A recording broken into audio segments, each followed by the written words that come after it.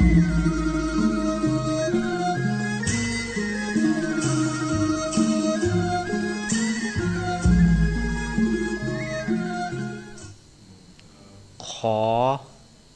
กราบนอบน้อมยังกุลพระติทไรรัตนะผ่านแผ่วพระเกี้ยวเจ้าตั้งสามประการหมายมีพระพุทธ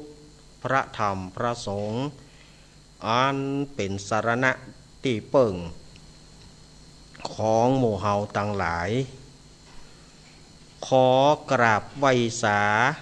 ปุญญาปรมีธรรมท่านอาจารย์ท่านพระครูอภิวัฒนวิกรมเจ้าอาวาสสมปานเจ้าวัดปากต่างเจริญผู้ดำเนินรายการเสียงธรรมแสงอรุณและรายการอู้จาภาษาธรรมพร้อมไปด้วยท่านครูบาอาจารย์พระสงฆ์องค์สังฆเจ้าภิกษุสามเณรทุกรูปทุกองค์ที่ท่านได้เปิดวิทยุรับฟังอยู่ต่างวัดต่างวา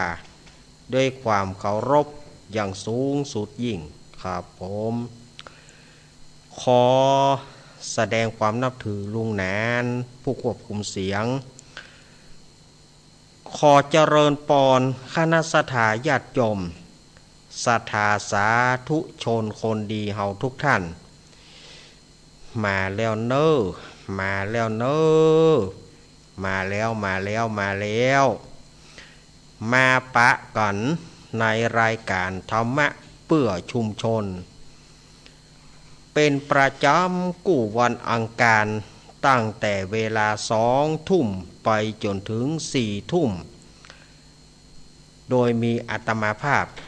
สามเณรรักปัญโยนันท์แห่งวัดสันเหมืองตำบลหนองล่องอำเภอเวียงหนองล่องจังหวัดลำพูนเป็นผู้ดำเนินรายการธรรมะเพื่อชุมชนก็จะมาปะกันเป็นประจำทางสถานีวิทยุแห่งนี้อาตมาภาพออกอากาศณห้องส่งวัดปากต่างเจริญตำบลไดหล่ออำเภอไดหล่อจังหวัดเชียงใหม่แล้วเปิ้นก็ลิงก์สัญญาณไปสู่สถานีต่างๆขออนุโมทนากับสถานีต่างๆดังนี้สถานีวิทยุคลื่นพระพุทธศาสนาการศึกษาและวัฒนธรรมวัดฝ่ายหินตำบลสุเทพอำเภอเมืองจังหวัดเชียงใหม่ 104.50 เมกะเฮิรตซ์โดยเมตตาธรรมของท่านอาจารย์ท่านพระครูสมุวิสุวัตรวรกิจโจสถานีวิทยุวัดพระบาทอุดมน้ำบ่อสาวาอำเภอฝางจังหวัดเชียงใหม่ 100.25 เมกะเฮิรตซ์โดยเมตตาธรรมของพระเดชพระคุณหลวงพ่อสุจิตตานุรักษ์แล้วก็ท่านอาจารย์เจริญโชติธรรมโมแล้วก็ตุปีโจสถานีวิทยุธรรมะของชุมชนห้วยตองสักเรดิโอตั้งอยู่ที่วัดห้วยตองสักตำบลขวงเปาอำเภอจอมตองจังหวัดเชียงใหม่ 98.75 เมกะเฮิรตซ์โดยเมตตาธรรมของหลวงป่อวาปีวรมานิตแล้วก็ท่านอาจารย์ชวริตชัยวังโสสถานีวิทยุมนเสียงธรรมอำเภอแม่แจ่ม 106.25 เมกะเฮิรตซ์ตั้งอยู่ที่วัดบุพารามตำบลจ้างเคิงอำเภอแม่แจ่มจังหวัดเชียงใหม่โดยเมตตาธรรมของหลวงป่อมงคลวิสิทธิ์แล้วก็ท่านปรัตอุทัยทั้ง2 ท่าน2 อุทัยเนาะ ศรัทธาญาติโยมก็มาถามอาตมาว่าเป็นอย่างไรก็ท่านอาจารย์เมื่อใดก็2 อุทัยคือเปิ้นชื่อพระปรัตอุทัยแต่เปิ้นมี2 ตน 2 รูปก็ชื่ออุทัยเหมือนกันอุทัยน้อยอุทัยใหญ่ มันเป็นอย่างอี้ศรัทธาญาติโยมก็ถามเป็นอย่างไรท่านอาจารย์ว่าท่านปรัตอุทัย2 อุทัยกับเปิ้นชื่อเหมือนกันแล้วเปิ้นก็คุมเสียงเหมือนกันเป็นช่างเทคนิคเปิ้นก็ ชื่อท่านปรัตอุทัยทั้งสองท่านสองอุทัยเนาะสถานีวิทยุ บ้านทุ่งเรดิโอ 89.50 เมกะเฮิรตซ์โดยการถวายเวลาของป้ออุดมแม่เทียมวันพุทธวงศ์สถานีวิทยุแม่ขจารโมเดิร์นเรดิโอ 94.50 เมกะเฮิรตซ์อำเภอเวียงป่าเป้าจังหวัดเชียงรายโดย การเอื้อเฟื้อถวายเวลาโยมป้อน้อยสุวรรณโยมแม่อนงพรหมมินทร์นี่เวียงป่าเป้าเนอะสถานีวิทยุเวียงป่าเป้าเรดิโอสถานีวิทยุเมืองพานเรดิโอสถานีวิทยุดอยหมอกเรดิโอโดยทีมงานของคุณโยมดารุณีสถานีวิทยุแม่วางเรดิโอสถานีวิทยุบ้านแป้นเรดิโอสถานีวิทยุชุมชนคนเมืองลี้โดยการถวายเอื้อเฟื้อถวายเวลาพ่อครูเสน่ห์จินาจันทร์แล้วก็แฮมหลายสถานีที่เปิดลิงก์สัญญาณในค่ำคืนนี้ขออนุโมทนาบุญตัวเนอทุกสถานีเนาะมาปะก่อนวันนี้เป็นวันอังคารที่13วันนี้นะเป็นวันอังคารที่13กันยายน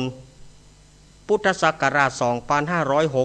2565เดือน12เหนือเดือน10ใต้แฮมมันนี่3ค่ำโอ้ดับเบิล3แต่วันที่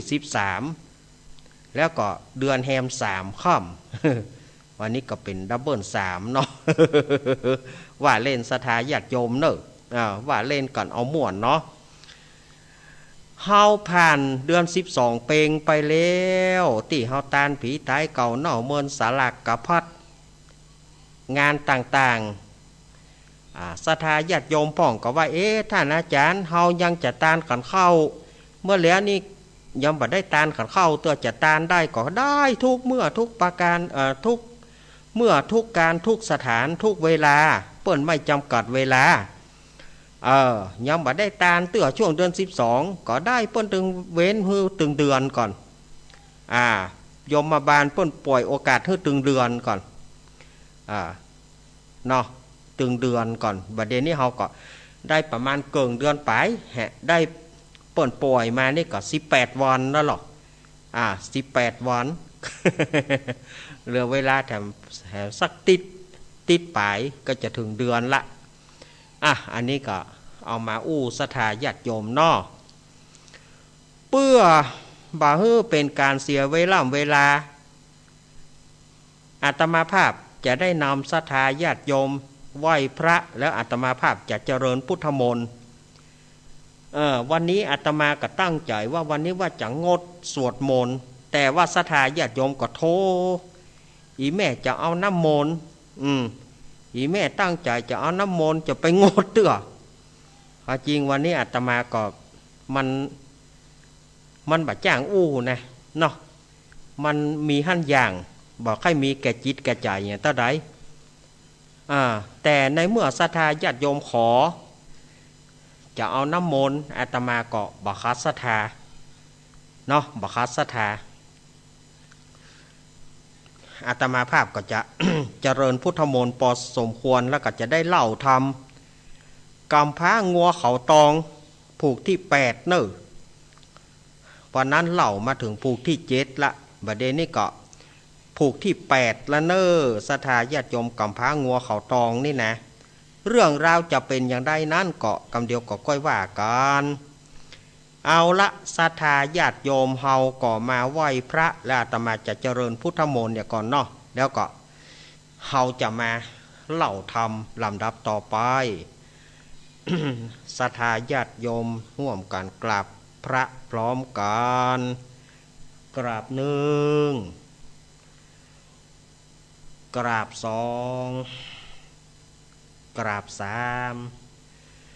อรหังสัมมาสัมพุทโธภะคะวาพุท ธังภาควันตังอภิวาเทมิสวากขาโตภาควตาธัมโมธัมมังนามัสสามิสุปฏิปันโนภาควโตสาวกสังโฆสังฆังนามามิ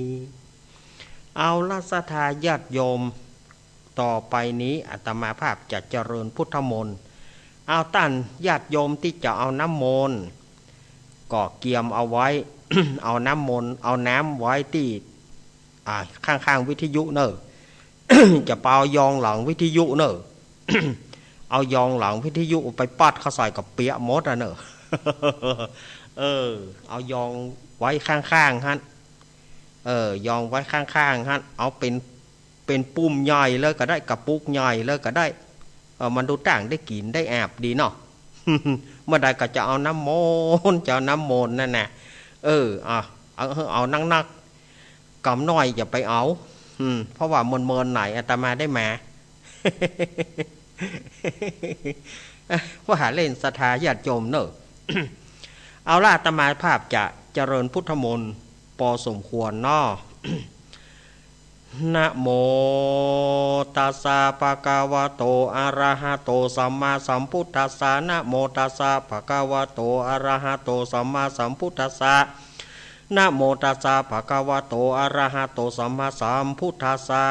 พุทธังสารนังกัจฉามิธัมมังสารนังกัจฉามิสังฆังสารนังกัจฉามิทุติยัมปิพุทธังสารนังกัจฉามิทุติยัมปิธัมมังสารนังกัจฉามิทุติยัมปิสังฆังสารนังกัจฉามิตติยัมปิพุทธังสารนังกัจฉามิตติยัมปิธัมมังสารนังกัจฉามิตติยัมปิสังฆังสารนังกัจฉามิ อิติปิโสภะคะวะอะระหังสัมมาสัมพุทโธวิจจารณะสัมปันโนสุขโตโรกาวิโตอนุตตโรปุริสธรรมสารถิสัทธาเทวมนุสานังอุโตภะคะวะติสวากาโตภะคะวะตาธัมโมสันทิฏฐิโกอาการิโกเอหิปัสสิโกปานายิโกปัจจตังเวทิตาโพวิญโยหิติสุปฏิปันโนภะคะวะโตสาวกสังโฆชุปฏิปันโนภะคะวะโตสาวกสังโฆยายะปฏิปันโนภะคะวะโตสาวกสังโฆสามิจิปฏิปันโนภะคะวะโตสาวกสังโฆยะติทังจัตตาลิปุริสายุขานิอัฏฐปุริสปุกาลาเอสาภะคะวะโตสาวกสังโฆอาหุนายโยปะหุนายโยทักขินายโยอัญจาริการะนิโยอนุตตรังบุญญาเกตังโรกัสสาติสัพพะโรกาวินิโมโตสัพพะสันตาปวชิโตสัพพะเวรมติกันโตนิพุตโตจาตุวังภวัสสัพพิติโยมิวัจฉันตุสัพพะโรโกวินาศตุมาเตภวัตวันตรโยสุขีติกายุโกปวะอภิวาทานาสีริสานิจังวุธาปัจจายโนจาตารโรธรรมวัฏันติอายุวโนสุขังพระลังพาหุงสหัสสมาพินิมิตาสาวุธันทังเกรมิการังอุติตาโกรัสเสนามารังธานาทิธรรมาวิตินาจิตวามุนินโตตันเตชะสาปวัตุเตชยมังการานิมาราติเรกามาปิยุจิตาสปาราติงโกรัมปนาราวกามะกามัททายกังกันติสุทันทาวิตินาจิตวามุนินโตตันเตชะสาปวัตุเตชยมังการานิ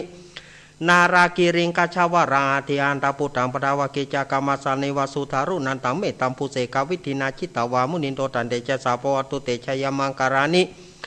อุคิตากะกามันติอันตาสุธารุนันตังตาวันติโยชนะปะทังกุริมาระวันตังเอติปิสังกตามโนจิตวามุนินโตตันเตชะสาปวัตุเตชยมังการานิกัตตวานะกัตามุตตารังเอวะกปินิยาจินจายทุทธวัจนังชยะกยะมันเชสันเตนะสุมาวิธินาจิตวามุนินโตตันเตชะสาปวัตุเตชยมังการานิสัจจังวิหายามติสัจจกวัฏเกตุงวัฏาพิโรปิตามนาอาติอันทาพุตังปัญญาปฏิปชาริโตชิตวามุนินโทตันเตชะสาปวัตุเตชยมังการานินันโทปนันทโพชะขังวิปุทังมหิทิงปุเตนะเถระภูชาเกนะธรรมาปยันโตอิทุปเทสวิธินาจิตวามุนินโตตันเตชะสาปวัตุเตชยมังการานิทุกขหาติติปูจเกนะสุทัทหัตถังพระมังวิสุติชุติมิติภคปิธานังยานาคเตนะวิธินาจิตวามุนินโตตันเตชะสาปวัตุเตชยมังการานิเอตาปิพุทธชยมังการะอัฏฐกถาโยวัจโนตินติเนสารเตมัตตันทีตวานานิกวิวิธานิจุปัตตวานิโมกังสุขาทิกายมายะนโรสาปัญโยโพ โพชังโคสติสังคโตธรรมนังวิจโยตถาวิริยัมปิติปัสสัทธิโพชังคจัตตถาปเรสมัทุเปกขโพชังคสเตเตสัพพทัสสินามุนินาสมาราคตาภาวิตาภาหุริกตาสังวัตติอภิญญายานิปานายะเจโพธิยาเอเตนะสัจวัจนาโสติเตหงตุสัพพทาเอกัสสมิงสามเยนะโถโมกาลานันจักกัสปังกิลเนทุกิเตทิสวาโพชังเคสตะเทสยิเตจตังอภินันทิตัวโรกามุจิงสุตังคเนเอเตนะสัจวัจนะโสติเตหงตุสัพพทาเอกะถาธรรมราชาปิเครันเยนะพิปิลิโตจุนทัตเถเรนะตันเยวะพนาเปตวานาสาทรังสมโมทิตวาจะอาปาทาตัมหาวุธาสิฐานะโสเอเตนะสัจวัจนะโสติเตหงตุสัพพทา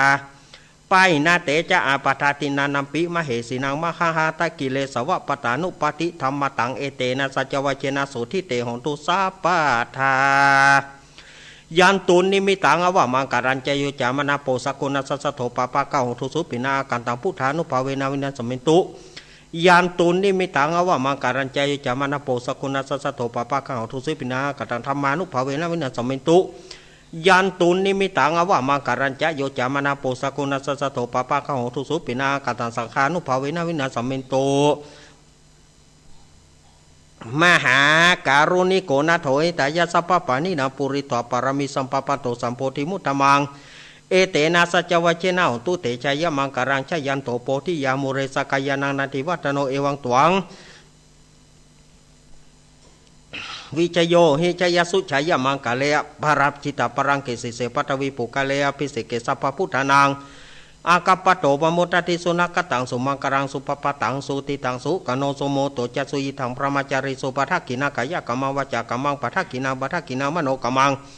ปณิทิเตปัฏกินาปัฏกินานิกัตวานารพันทัตเถปัฏกิเนโสอัทราโทสุกิโตวิรุณโหพุทธศาสเนโรโคสุกิโตหิสาสเปยติภิสาอัทราธาสุกิตาวิรุณหาพุทธศาสเนโรกาสุกิตาหิสาสเปยติภิเตอัตราธาสุกิตาวิรุณหาพุทธศาสเนโรกาสุกิตาหุทะสาสเปยติภินัตถิเมสารนายังพุทโธเมสารนาวรายเตนะสัจวัจนะตุเตชัยมังกรังนัตถิเมสารนายังธรรมโมเมสารนาวรายเตนะสัจวัจนะตุเตชัยมังกรังนัตถิเมสารนายังสังโฆเมสารนาวรายเตนะสัจวัจนะตุเตชัยมังกรังยังกินจีรัตานังโลเกวิจติวิวิทพุทโธรัตานังพุทธสัมมานาติตสัมมาสุถิงพวันตุเตยังกินจีรัตานังโลเกวิจติวิวิทพุทโธรัตานังธรรมะสัมมานาติตสัมมาสุถิงพวันตุเตยังกินจีรัตานังโลเกวิจติวิวิทพุทโธรัตานังสังฆสัมมานาติตสัมมาสุถิงพวันตุเต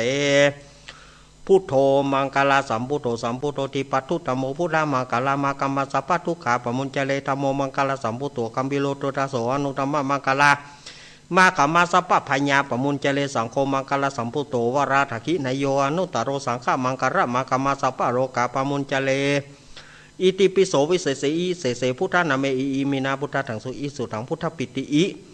ปัญจมาเลชิโนนะโถปโตสัมโพธิมุตตมังจตุสัจจังปกาสิติธรรมจักขังปวัตติเยเตนะสัจวัชนะตุเตชัยมังครังโอมติปะสหมังสะดับเทียนก้าวัดวาลูกเป็นเปียวไฟสลีกันใจกูเทียนนี้ปราบเมืองผีมากูดาวบ่หูกี่เจนเต้าปราบกินมา101ภาษากูก็ปราบได้ใต้ปืนฟ้าเหนือหน้าแผ่นดินเกาลิ้นกูเป็นน้ำเกากลางกูก็เป็นแม่น้ำใหญ่กูจักออกไปท่วมหัวผีตายปลายลิ้นกูก็เป็นดาบเทียนกาใต้ปืนฟ้ากูบอกกลัวสังอมซับปะโตมังสวหาย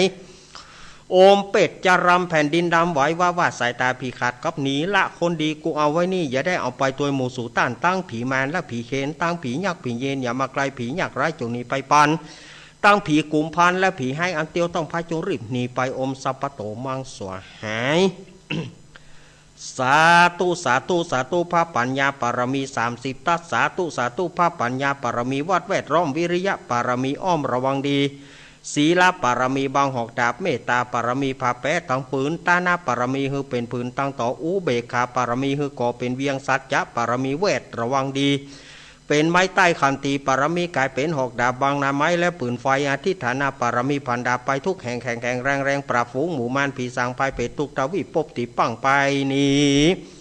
แม่ธรณีอัศจรรย์โสเสมือนผันอยู่ข้างน้ำนาตีนองกวางต่อกวางแตกตีฟองนานองนานอกกลายเป็นข้าวตอกดอกไม้ถวายปูจาปลาแก้วแก่นไทยสตัน พระพุทธทั้งเลยจงมาผายโผดอนุญาตโตดโผดบูกาแต่ดีหลีแม่ธรณีออกมารีดผมอยู่ข้างตาจางให้ขายสัจจังงาซับดินพ่นน้ำนัดทีลงผ่านภายคอปลายหักตบเต่าพญามันเอาต่างปูนกัวยกมือขึ้นทุนหัวใส่กล้าวว่าผู้ข้านี้ชื่อว่าลูกศิษย์พระพุทธเจ้าตนมีบุญสมปานอ่านมากนักพระพุทธเจ้าจึงจะตั้งปัญญาปรมีไว้เก้าจานตั้งไว้ตั้งหน้าก็ได้เก้าจานตั้งไว้ตั้งหลังก็ได้เก้าจานตั้งแต่หัวแผ่วตีนก็ได้เก้าจานตั้งแต่ตีนแผ่วหัวก็ได้เก้าจานแสนว่าแม้นว่ามาลูกปืนมันจะมาเสมือนฝนแสนหาก็บ่อาจจักมาไกลใดข้าพระเจ้าเลยได้ปากันว่าพระอมพุทธกุณังอมธรรมกุณังอมสังฆกุณังอมพุทธอินตาอมธรรมอินตาอมสังฆอินตาอัสสะอัพแม่ธรณีผู้อยู่เหนือน้ำผู้อยู่กำแผ่นดินข้าได้ลึกก็ถึงคุณพระปิตาคุณพระมารดาคุณครูบาอาจารย์คุณเทวบุตรเทวดาและคุณพระเกี้ยวเจ้าทั้งสามประการคุณพระพุทธคุณพระธรรมคุณพระสงฆ์คุณแดดคุณฝนคุณน้ำคุณลมคุณดินคุณไฟคุณกุศลเจ้าก็ดีคุณพระตนภาวนาก็ดีคุณนางอุทธราก็ดีคุณพระปัญเจกับพุทธเจ้าก็ดีคุณแม่ธรณีก็ดีคุณเจ้าแม่กวนอิมบรมโพธิสัตว์ก็ดีจงมารักษากำหน้าและกำหลังตนตัวแห่งข้าพระเจ้าและเจ้าหน้าที่ทุกสถานีและสถาญาติโยมผู้ฟังรายการทุกท่านทุกผู้ทุกคนนั้นจงจักมีเตี้ยงแต่ดีหลีจิมแดเตอร์อมพุทโธพุทธังรักษาอมธโมธรรมังรักษาอมสังโฆสังฆรักษาอมพุทโธพุทธังอรหังอมธโมธรรมังอรหังอมสังโฆสังฆังอรหังอมพุทโธพุทธังกันหะอมธโมธรรมังกันหะอมสังโฆสังฆังกันหะอายุวันโนสุขังปะลังอิมัสสมิงมงคลจักรวาลทั้งแปดทิศประสิทธิจงมาเป็นกำแพงเกี่ยวทั้งเจ็ดจานมาป้องกันหอมเราเข้าตัวอนันตาราชเสมานาเกเตสมันตาสตาโยจานะสัสตาสาสานิพุทธจาราปริเกเตระขันตุสุรขันตุอิมัสสมิงมงคลจักรวาลทั้งแปดทิศประสิทธิจงมาเป็นกำแพงเกี่ยวทั้งเจ็ดจานมาป้องกันหอมเราเข้าตัวอนันตาราชเสมานาเกเต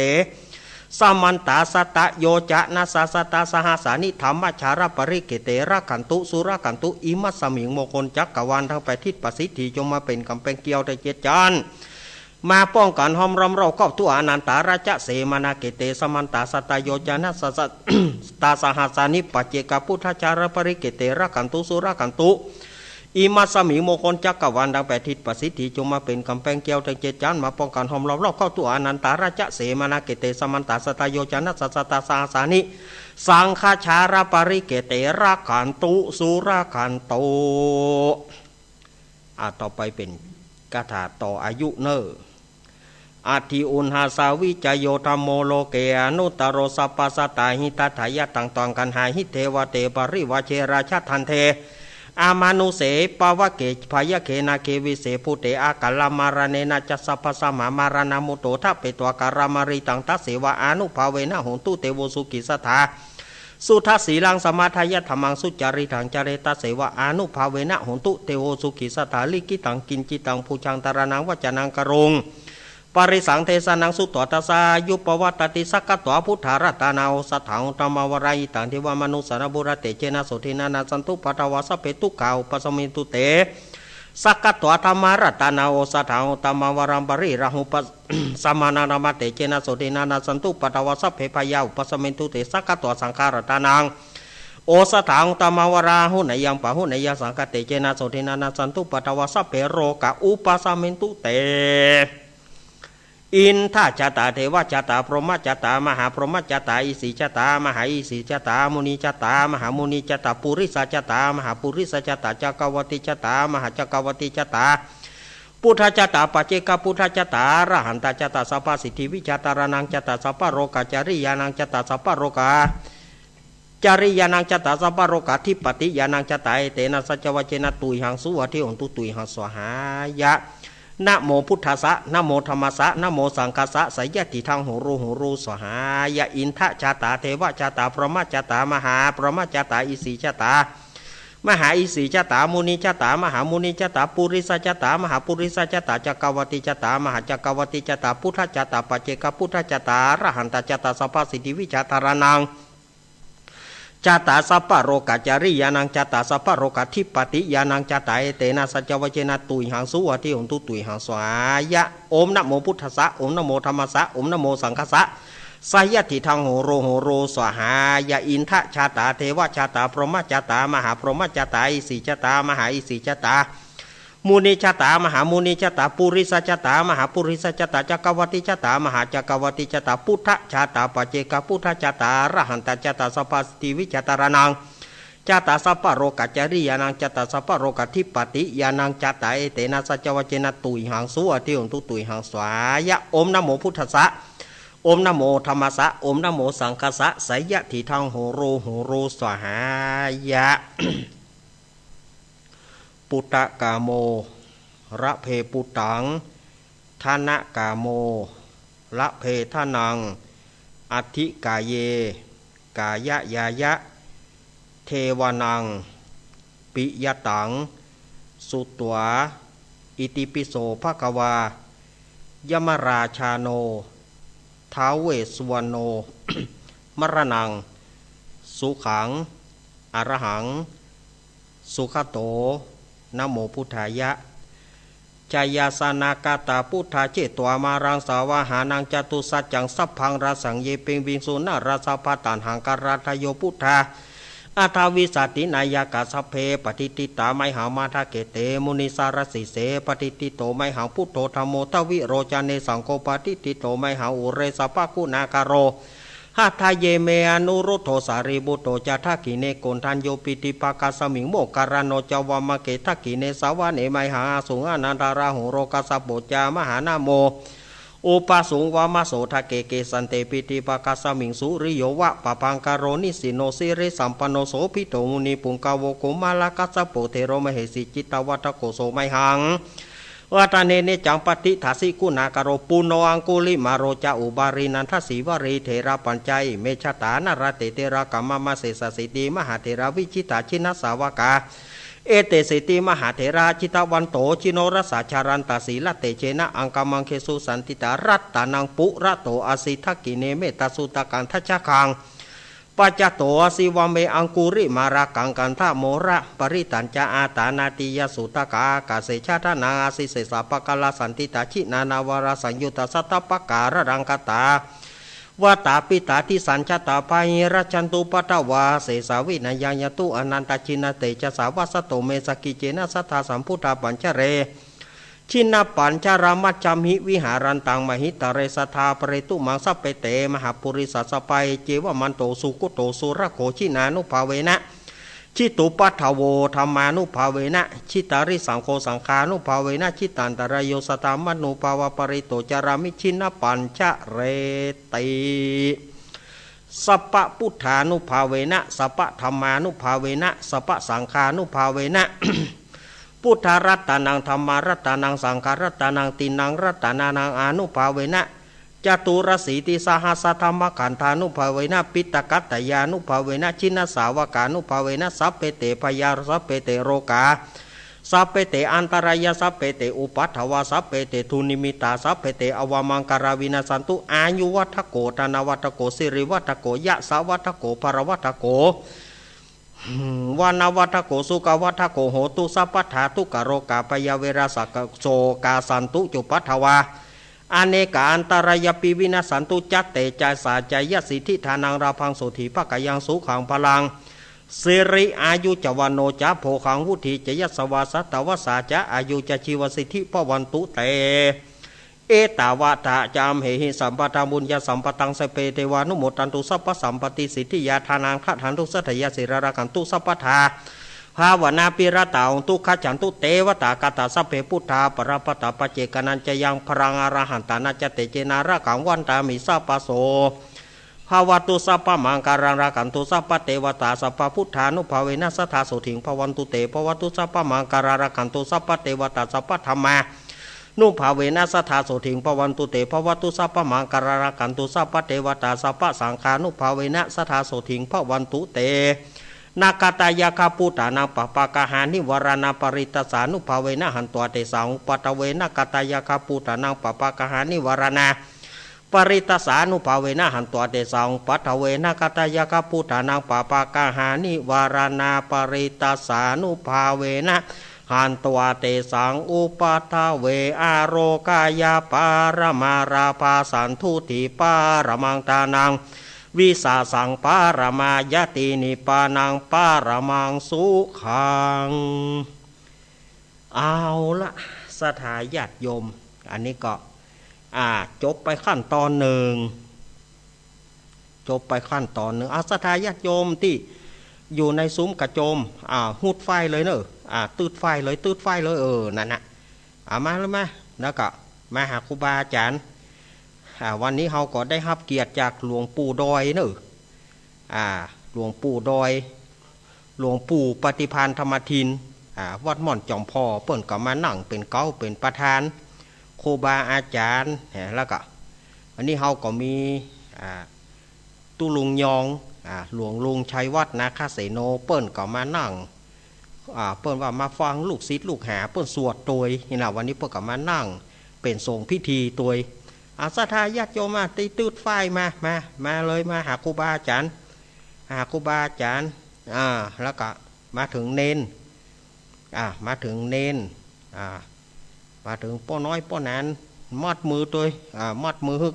ศรัทธาญาติโยมไปเลยเนอะมัดมือเลยเน้นก่อน เน้นมัดมือเปิ่นตัวพุทโธมังกาลาสัมปุโตทิปาทุตตโมพุทธมังกาละมากัมมาสปะทุกขาปะมูลเจเลธรรมโมมังกาลาสัมปุโตคัมพิโลทุทโสอนุงธรรมะมังกาละมากัมมาสปะพญาปะมูลเจเลสังโฆมังกาลาสัมปุโตวราทขินโยอนุตตโรสังฆมังกาละมาขมะสปะโรกาปะมูลเจเลสเปพุทธาปรับปตาปเจกตากานันจะยังพรังอรหันตานาจเตเจนาระขังพันธามิสัพปโสสัพเพธรรมาปรับปตาปเจกานันจะยังพรังอรหันตานาจเตเจนาระขังวันธามิสัพปโสสัพเพสังฆาปรับปตาปเจกานันจะยังพรังอรหันตานาจเตเจนาระขังวันธามิสัพปโสอิติปิโสวิเศษอิเศษพุทธานาเมอิเมนาพุทธอิสุตังพุทธปิติปัญจมาเลชิโนนาโถปัตโตสัมโพธิมุตตมังจตุสัจจังปะกะเสติธรรมจักขังปะเอเตนะสัจวชินะชยมังกรังอมพุทโธปัตอมธัมโมปัตอมสังโฆปัตอมพุทโธปัตอมธัมโมปัตอมพุทโธปัตอมธัมโมปัตอมสังโฆปัตอมพุทโธพุทธังหัสสาอมธัมโมธัมมังหัสสาอมสังโฆสังหัสสาอมพุทโธพุทธังอรหังอมธัมโมธัมมังอรหังอมสังโฆสังอรหังอมพุทโธพุทธังกันหะอมธัมโมธัมมังกันหะอมสังโฆสังอายุวันโนสุขังปะลังเอามัดมือแล้วศรัทธาญาติโยมเอาแล้วต่อไปก็จะพรมน้ำมนต์เนอนะพรมน้ำมนต์วันนี้หลวงปู่เปิ้นจะพรมน้ำมนต์เองเนอวันนี้ศรัทธาญาติโยมหับน้ำพระพุทธมนต์เนอชะยันโตโพธิยามุเรสังกายานังนันติวัตาโนเอวังตวังวิจโยโหหิชัยยาสุชัยยะมังกาเลอาปาราชิตาปาลังเกสีเสปันทาวิปุงกาเลอภิเสเกสาปพุตานาคปโตปมุตติสุนักตังสุมังครังสุภพตังสุติตังสุกาโนสุโมโหโตจัสุยิตังประมาจาริสุปัฏฐกินังกายะกัมมังวาจากัมมังวาทักกินังปัฏฐกินังมโนกัมมังปณิทิเตปัฏฐกินาปัฏฐกินาเนกตวนาราปันทะเตปัฏฐกิเนจบไปแต่ขั้นตอนหนึ่งศรัทธาญาติโยมจบไปแถมขั้นตอนหนึ่งต่อไปก็จะเป็นช่วงของการเล่าธรรมเนาะ กำพร้างัวเขาตอง วันนี้จะเป็นภูกที่8แล้วเนอะถ้าเตะภูกที่8ไปแล้วก็เหลือแถมเท่าไหร่เหลือแถม6ผูก มันมี14ผูกกำพร้างัวเขาตองเนาะวันนี้ถ้าเตะผูก8จบก็เหลือ6ผูกยิ้มดีก็ออกภาษาพวกอ้อยๆครับโหนี่ ศรัทธาญาติโยมเนาะก่อนที่อาตมาภาพจะได้เทศนาธรรมนั้นอาตมาภาพก็ขอประชาสัมพันธ์ให้กับศรัทธาญาติโยมในข่าวการกุศลบริการ วัดวาอารามต่างๆเนาะนี่ก็วันที่15ที่จะถึงนี้ก็ที่อารามหรือว่าวัดใหม่เหล่ามนทาเราเป้าหมู่3เฮานี่นะนี่เปิ้นก็จะมีการถวายทานกุฏิแล้วถวายวัจจกุฏิกุฏิแปลว่าถวายโฮงวัจจกุฏิแปลว่าถวายห้องน้ำห้องสุขาเปิ้นจะทานตึงกุฏิเอาบ้านเฮาว่าทานโฮงไงเนาะเปิ้นจะทานโฮงแล้วก็จะทานห้องน้ำห้องสุขาวันที่15ที่จะถึงนี้เวลา9 โมงเป็นต้นไปเนอะศรัทธาญาติโยมก็มาร่วมกินร่วมทานกันเนาะที่วัดใหม่เหล่ามนทาตำบลดอยหล่ออำเภอดอยหล่อของเฮานี้วันหน้าอาตมาก็จะมานะจะมาร่วมอยู่แล้วก็วันที่24กันยาก็ตรงกับเดือนแฮม14ค่ำเนาะวันที่24กับเดือนแฮม14ค่ำก็ที่สถานที่ตั้งสถานีที่วัดปากตังเจริญเฮาเนี่ยที่อาตมามานั่งนี่นะวัดของท่านบิ๊กบอสเฮาเปิ้นจะมีการทำบุญประจำปีทำบุญเดือน12เปิ้นจะมีการปีนี้เปิ้นจะมีการถวายทานพัดลมอันนี้ก็วัดปากตังเจริญเฮานี่เนอะวัดท่านบิ๊กบอสเฮาเปิ้นก็จะมีการถวายทานพัดลมเนอะแล้วก็วันที่6ตุลาคมเนี่ยวันที่6ตุลาคมก็งานทำบุญทักษิณานุปทานและกับทำบุญอายุวัฒนมงคลของท่านพระครูปรัตน์ณัฐพงศ์ทิตะวุฒศิริวัดดอนจันทร์หรือว่าวัดป่าจันทร์ตำบลเวียงกาหลงอำเภอเวียงป่าเป้าจังหวัดเชียงรายเนอะเปิ้นจะได้ทำบุญอายุวัฒนมงคล34 ปี34 ปี14 พรรษาเนี่ยท่านพระครูเฮานะแต่กี้เปิ้นก็ออกรายการเนาะเปิ้นก็จัดรายการกู้กับน้องไนท์ชินดานัยสายใจเปิ้นเตะทำวันนี้เรื่องพรหมจักร แต่กี้ก็ผูก13จบไปสาระท่านพระครูปรัตน์ณัฐพงศ์เปิ้นจะมีงานวันที่6เนอะวันที่6ตุลาแล้วก็วันที่11ตุลาก็ที่ลุ่มวัดพระธาตุดอยน้อยของเฮาเปิ้นจะมีการตักบาตรเทโวโรหณะคือวันออกพรรษาได้วันหนึ่งวันแฮมค่ำนะเปิ้นจะมีการตักบาตรเทโวโรหณะเนอที่ลุ่มวัดพระธาตุดอยน้อยเฮาก็จะไปลืมศรัทธาญาติโยมกับมาร่วมกันเนอตักบาตรเทโวโรหณะแล้วย้อนมาที่วัดเหล่ามนทาแถมกรรม วัดเหล่ามนทาวันที่12ตุลาเปิ้นจะมีการวางศิลาฤกษ์เปิ้นจะมีการวางศิลาฤกษ์สร้างศาลาการประเรียนแล้วก็เปิ้นจะมีทอดกฐินเปิ้นจะมีการทอดกฐินเป็นครั้งแรกของวัดใหม่เหล่ามนทาเปิ้นจะมีการทอดกฐินเปิ้นตั้งวัดเลยเปิ้นก็ได้กฐินเลยโอ้เปิ้นขึ้นมาแมปเนาะวัดเปิ้นขึ้นโว้ยเปิ้นขึ้นโวยวันฮือเปิ้นจะตานกุฏิ12เปิ้นจะอันนี้ละ12เปิ้นจะมีการทอดกฐินแล้วก็วางศีลาฤกษ์ศรัทธาญาติโยมก็มาร่วมกินร่วมทานเนอะแล้วปุ้นเนอะ ไปจนถึง13ก็ปุ้นนะไอ้หยังก็อารามทุ่งเศรษฐีอีกบ่มีคนตุกเนอะอารามทุ่งเศรษฐีสันต่อ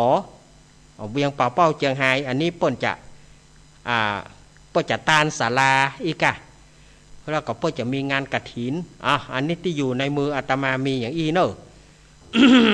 ที่มีในมืออาตมาก็ประกาศไปอย่างอีเนอะนอกนั้นก็ถ้าฟังท่านบิ๊กบอสเฮาถ้าฟังหลวงลุงชัยวัดเปิ้นจะประกาศไปเรื่อยๆอันนี้งานเปิ้นที่เปิ้นนี้มีงานนักอยู่อันนี้เราเอา ข่าวย่อๆสำหรับที่อยู่ในมืออาตมาเนาะขออนุโมทนาเจ้าภาพเก่าเจ้าภาพเงาการเทศในค่ำคืนนี้ก็มี เจ้าภาพลักยังเป็นทางการป่อสมศักดิ์แม่สีเพนขาวเตี้ย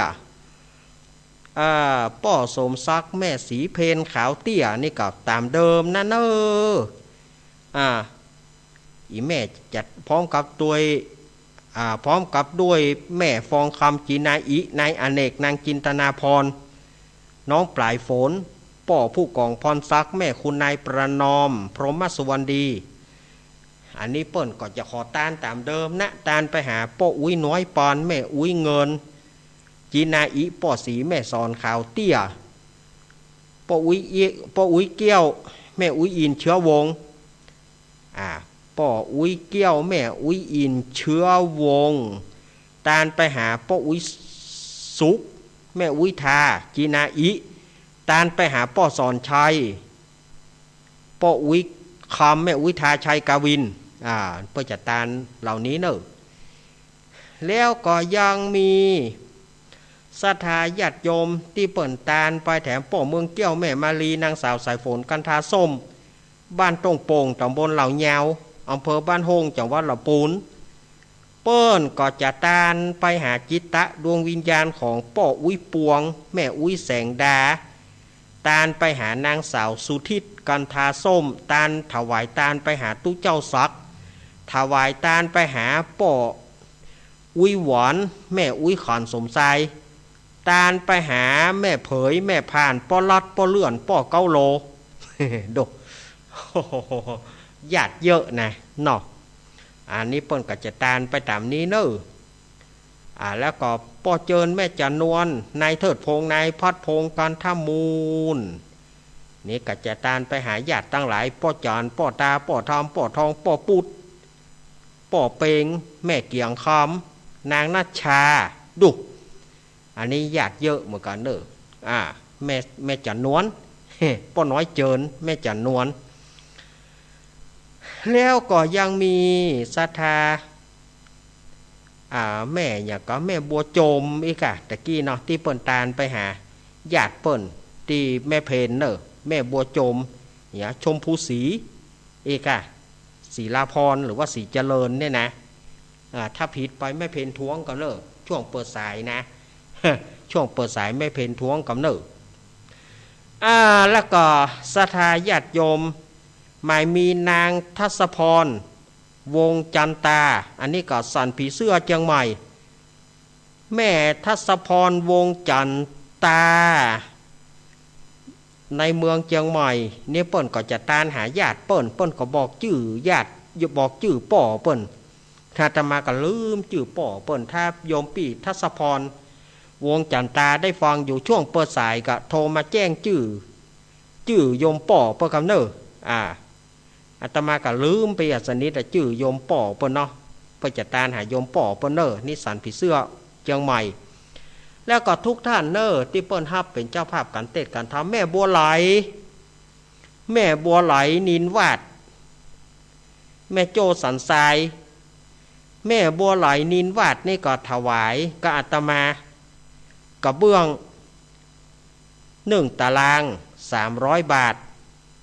แล้วก็เปิ้นถวายให้อาตมา100แล้วก็เปิ้นว่าขอมอบเป็นของขวัญเจ100ก็เดียวเจมาก็จะได้มอบเพื่อเนอแม่บัวไหลเนอนี่ก็จะได้มอบเพื่อนะก้อยเอาให้เจเนอก่อศรัทธาญาติโยมที่อนุโมทนากับทุกท่านเนอในธรรมผูกที่แล้วนี่อาตมาก็ได้เทศได้เล่ามาถึงที่ว่าพญากาสี เนาะอาตมาจะเท้าความผูกที่7นะพญากาสีบาเจือกรรมของเจ้ากุมารนี่กรรมอู้แต่บ่มีศรัทธาญาติโยมกำอู้บ่มีก็เริ่มใจการใจงานล่ะพออ้ายเปิ้นตายแล้วก็เริ่มใจการใจงาน ผูกที่7นะใจการใจงานจะได้เฮือเปิ้นไปเพี้ยวให้ฮือเปิ้นไปเพี้ยวให้เพี้ยวดอยฮือหมด3 ม่อนภายในภาคข้าวตอนศรัทธาญาติโยมภายใจเนี่ยได้อย่างใดฮะดอยถึง3 ม่อนฮือเพี้ยวภาคข้าวตอนเดียวเลี้ยวก็ไปบ่พอเอามุยอย่างศรัทธาญาติโยมป่ะเอามุยขี้ข้างฮือเปิ้นศรัทธาญาติโยมแล้วมุยขี้ข้างนะถามก่อนว่ามันจะเนี่ยอย่างได้จะเนี่ยอย่างใดได้เอาไปฟานอย่างได้เอาไปฟานหน้าแข่งเจ้าพญาก็ย่อมมาได้เถอะกะสุมาเนอะญาติโยมเนอะแรงว่าก็แรงใจขึ้น เอาแล้วฮึไปเพี้ยวดอย3 ม่อนเจ้ากำพร้ากุมารไปแต่ก็เอามุยไปโจกไม้เนาะไม้มันต้นใหญ่ไปโจกมาก็หักกะป๊อบเดี๋ยวมันเป็นมุยขี้ข้างศรัทธาญาติโยมขี้ข้างเอามาเคี่ยวเป็นมุยมันจะเป็นไปได้อย่างไรเนาะเราเอาซับหัวเจ้าพญามากับบัญญัติตานได้นี่เถอะค่ะสุมาเถอะญาติโยมเฮ้ยวันนี้แรงแรงใจขึ้นนะแล้วก็เจ้ากุมารกันอย่างใดให้แหละให้ขอเทวบุตรเทวดามาช่วยป้องเตอกล่อมข้าอย่างกล่อมแต่กล่อมว่าเจ้าพญาใจข้าเฮือเพี้ยวดอยถึง3 ม่อนก่อนแล้วเมื่อใดมันจะเลี้ยวก่อนยามนั้นก็ปรากฏว่าหินปันทุกกำพลศิลาอาจเป็นที่นั่งของพระอินทร์ก็ฮ้อนแข็งพระอินทร์ก็เลยส่องเผาน้องเฮาเอาละเจ้าพญาใจอย่างอี้แล้วนี่ถ้าเฮาบ่ช่วยไว้โลกจะนินทาพญาอินทร์ก็เลยลงมาปลอมเป็นพานปลอมเป็นพามลงมาว่าเนี่ยอย่างนี้ไอ้น้อยมาให้อย่างนี้เจ้ากำพร้าก็เล่าให้ฟังตั้งแต่ต้นจนจบพญาอินทร์ก็เลยเสกมาเดี๋ยวเนอไอ้น้อยลุงจะช่วยเฮ้อเนอพญาอินทร์ก็เสกมนเฮ้อก็ปรากฏว่าเพี้ยวดอยถึง3 ม่อนหมดลึงเพี้ยวดอย3 ม่อนหมดลึงเมื่อเจ้ากุมารหันว่าดอยหมดละก็เลยไปบอกคือเจ้าพญาแทนที่เจ้าพญาจะยินดีปีดาก็ว่าวอกเป็นละอ่อนแล้ววอกภัยที่ไหนจะมาเพี้ยวดอย3 ม่อนจะมาจบในผักข้าตอนเดียวไอ้นี่วอกตายนะแต่นะพระเจ้าค่ะมอมอ่านข้าพระองค์บัดได้จุนะมึงนี่มันตัวขี้วอกอย่างอันอย่างอีก็เลยเฮือเสนาอามาตย์มัดเจ้ากุมารติดห่างจ้างศรัทธาญาติโยมมัดเจ้ากุมารติดห่างจ้างศรัทธาญาติโยมลองกึดเหรอลากโคนมัดโคนติดห่างจ้างมันก็เอาห่างมันปัดไปปัดมาก็ไปต่ำต่อไม้พ่องอย่างพ่องหมีเจ้ากุมารหน้าสุกหน้าสวมปตกปเสียงศรัทธาญาติโยมอย่าอันล่ำเหลือเจ้าพญานี่ค่ำเพื่อคำแต่คำว่า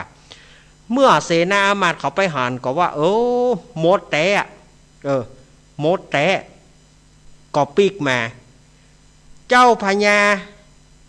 ก็เลยว่าเอาเข้าให้มันป้านหนึ่งบ่ต้องเอาป้านใหญ่เนอะเข้าเอาให้หมอกหน่วยบ่จมปูศรัทธาญาติโยมเอาเข้าหมอกหน่วยบ่ชมพู่เนี่ยเอาให้เปิ้นกินข้ามเปิ้นยำบ่เตื้อจะข้ามเปิ้นเข้าย่อเข้าแปะเอาเข้าเต้าบ่จมพู่เต้าบ่ชมพู่เต้าบ่จมปูให้เปิ้นกินปอเลี้ยงไส้มันไปวะแล้วก็อยู่มาแถมวันหนึ่งช่วงฝนตกพอฝนตกแล้วเจ้าพญากาสีหรือว่าพญาป่าปังคราช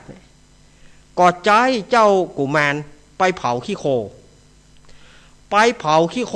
ตึงดอย3 ม่อนเนี่ยไปเผาให้มันเสี่ยงเมื่อไงนี่เนอะเอาได้ผักเข้าไงเนอะศรัทธาญาติโยมอีป่ออีแม่เฮ้ยมันจะไปเนี่ยอย่างใดได้เผาขี้โคโฟนโตกเนี่ยแล้วเอาก็ไฟล้อหลุเอามาให้เปิ่นศรัทธาญาติโยมก็ไฟดีก็บอกให้เปิ่นเล็กไฟล้อหลุเอาไปให้เปิ่นเฮาถึงใครเล่าสักหน่อยในศรัทธาญาติโยมเล่ามาเมื่อใดก็เป็นดีโคตรเล่ามาเมื่อใดก็เป็นดีโคตร เออเจ้ากุมารก็โหอย่างใดเนี่ยไปถึงโดยโฟนก็ตกเหี่ยก็เลยไปปัดก็ไฟอย่างว่านั่นกะก็ไฟคอดีก็บอกเฮ้ยเปิ่นเอาก็ไฟคอหลอนเฮ้ยเกินปัดแซบเดียวกับไฟติดกับคอหลอนแป๊กบ่มีก็ไฟจะเผาแล้วเผาก็เผาบ่ได้เพราะว่ามันบ่แห้ง ก็โฟนโตกคือเปิ่นไปเผาขี้โคสถาญาติโยมโอ้เจ้าพญานี่เปิ่นว่าพญาข้ามโคนนะเกิดมีไปเจ้าน้อยข้ามโคนเนี่ยว่าก็ถ้าอย่ามาอย่างเอี้ยเนาะถ้าอย่ามาอย่างตำราเนี่ยก็หาเจ้าน้อยข้ามโคนเจ้าน้อยข้ามโคนเนาะที่เปิ่นเล่าคือฟังเนาะที่นี่ก็เจ้ากุมารก็ก็ไฟก็บ่มีจะเผาอย่างใดเนี่ยกระดาษก็บ่มีอันอย่างเนี่ยจะเอาอย่างมาจุไฟก็เลยไหว้ถึงพระอินทร์ขอพญาอินทร์ช่วยข้าหามสักครั้งเตอะพระอินทร์ก็เลยอินดูก็เลยลงมาเป่าเพียงเผาให้เรียบร้อยเผาให้มดลึงตึงดอยสามหม่อนนั่นนะสถาญาติโยมว่าพอเจ้ากุมารหันไฟไหม้หมดลึงแล้วก็ปีกมาทูลพระเจ้ากาสีปรากฏว่าเจ้าพญากาสีบาเจื้อแถมละฝนตกมันจะไปไหม้ยังไงไอ้นี่วอกไตน่าเนาะอาตมาว่าขอออกมาหน้าจอสักก่อนมั้ยอาตมาจะยอมเสี่ยงนะจะเสี่ยงกับหน้าจอพวกหน้าจอคอมเนี่ยนะก็มันออกมาแต่นะจะเสี่ยงตะใดอาตมาจะท่านบิ๊กบอสจะใหม่ตะใดอาตมาก็ยอมเพื่อใหม่ละโคตรล้ำไปบอกบาเจื้อมึงนี่มันวอกมันจะเผาได้ฝนตกซึกเสื้อเอาเจ้าพญาเสนาอามาตย์ทั้งหลายเอามันมัดห่างจ้างเอาเปิ้นมัดห่างจ้างมูเสนาอามาตย์ลากจ้างไปกดเจ้ากุมารกับเมียเนื้อตัวก็หน้าตาก็สุกสวมจุจำไปหมดวันนั้นอาตมาเล่ามาถึงตึกนี้ เนาะวันนั้นอาตมาเล่ามาถึงตึกนี้ผูกที่7มันก็จบลงนี่นะต่อไปก็ผูกที่8เนอผูกที่8อาตมาก็จะได้เตศได้เล่าสถาญาติโยมเรื่องราวจะเป็นอย่างไรนั้นก็ขอสถาญาติโยมตั้งจิตตั้งใจฟังกำเดียวเนาะพระเอกมาละเจ อาจารย์สุวัตกิจโจว่าไม่หน่อยเหี้ย อาจารย์สุวัตกิจโจว่าวันนี้เจจะมาก่อมาตื้อเนาะ ตะกี้เพื่อนโทรมาสถาญาติโยมเพื่อบ่เพื่อไปการเสียเวลาอาตมาจะเตะนางเตะทอมก่อนเนอะขอผมอู้สักหน่อยครับมาหน่อยมาหน่อยเอาขัดใจขอกลับว่าขอบคุณอาจารย์สุวัตกิจโจเฮาเหมือนกันนะครับติดคิดเติงหาดีเจคนรูปหล่อคนนี้ครับผมขอกลับว่าอาจารย์สุวัตกิจโจเฮาเหมือนกันนะครับผมขอกลับว่าตุปิหนุ่งวัดไฟหินเฮาเหมือนกันเนาะผมขอกลับว่า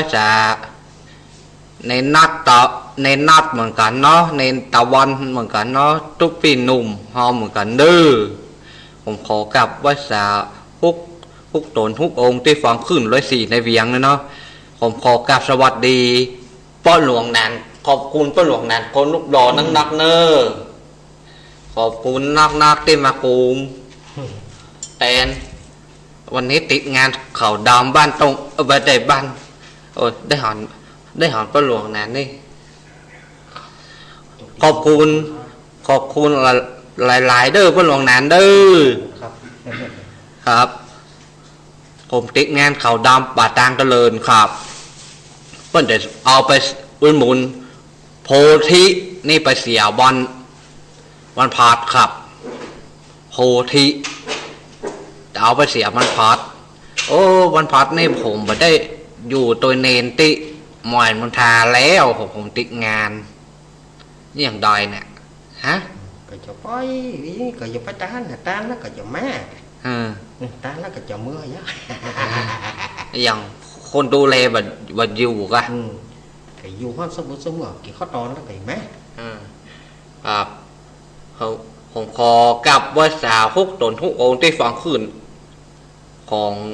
ได้หล่อเนี่ยเนาะดีเจคนรูปหล่อในขอบคุณนักขอบคุณจักใจเลยเด้อขอบคุณแม่เพจคู่สู้ชีวิตเกินแสนนักเด้อขอบคุณแม่เพจสู้ชีวิตเกินแสนนักครับขอบคุณทุกคนขอบคุณใหม่มนทาเหมือนกันเด้อขอบคุณใหม่มนทาตุปีใหม่ว่าจะฟังในรักกับดีเจจัดรายการไอ้หรอกับหอยอ้อไม่น้อยเกี่ยวสาวอ่ะจะท่าฟังไอ้หรอถ้าแม่โทรตอนแม่จะโทรไอ้หรอโทรมาเนอะแม่น้อยเนอะครับขอบคุณคนสู้ขอบคุณผู้หมวดเซอร์พรทีมสมุทรเฮาเหมือนกันเด้อขอบคุณแม่ครูแสงเอ้ยเหมือนกันแม่ครูแสงเอ้ยบ้านรักขานหลังถ้ำ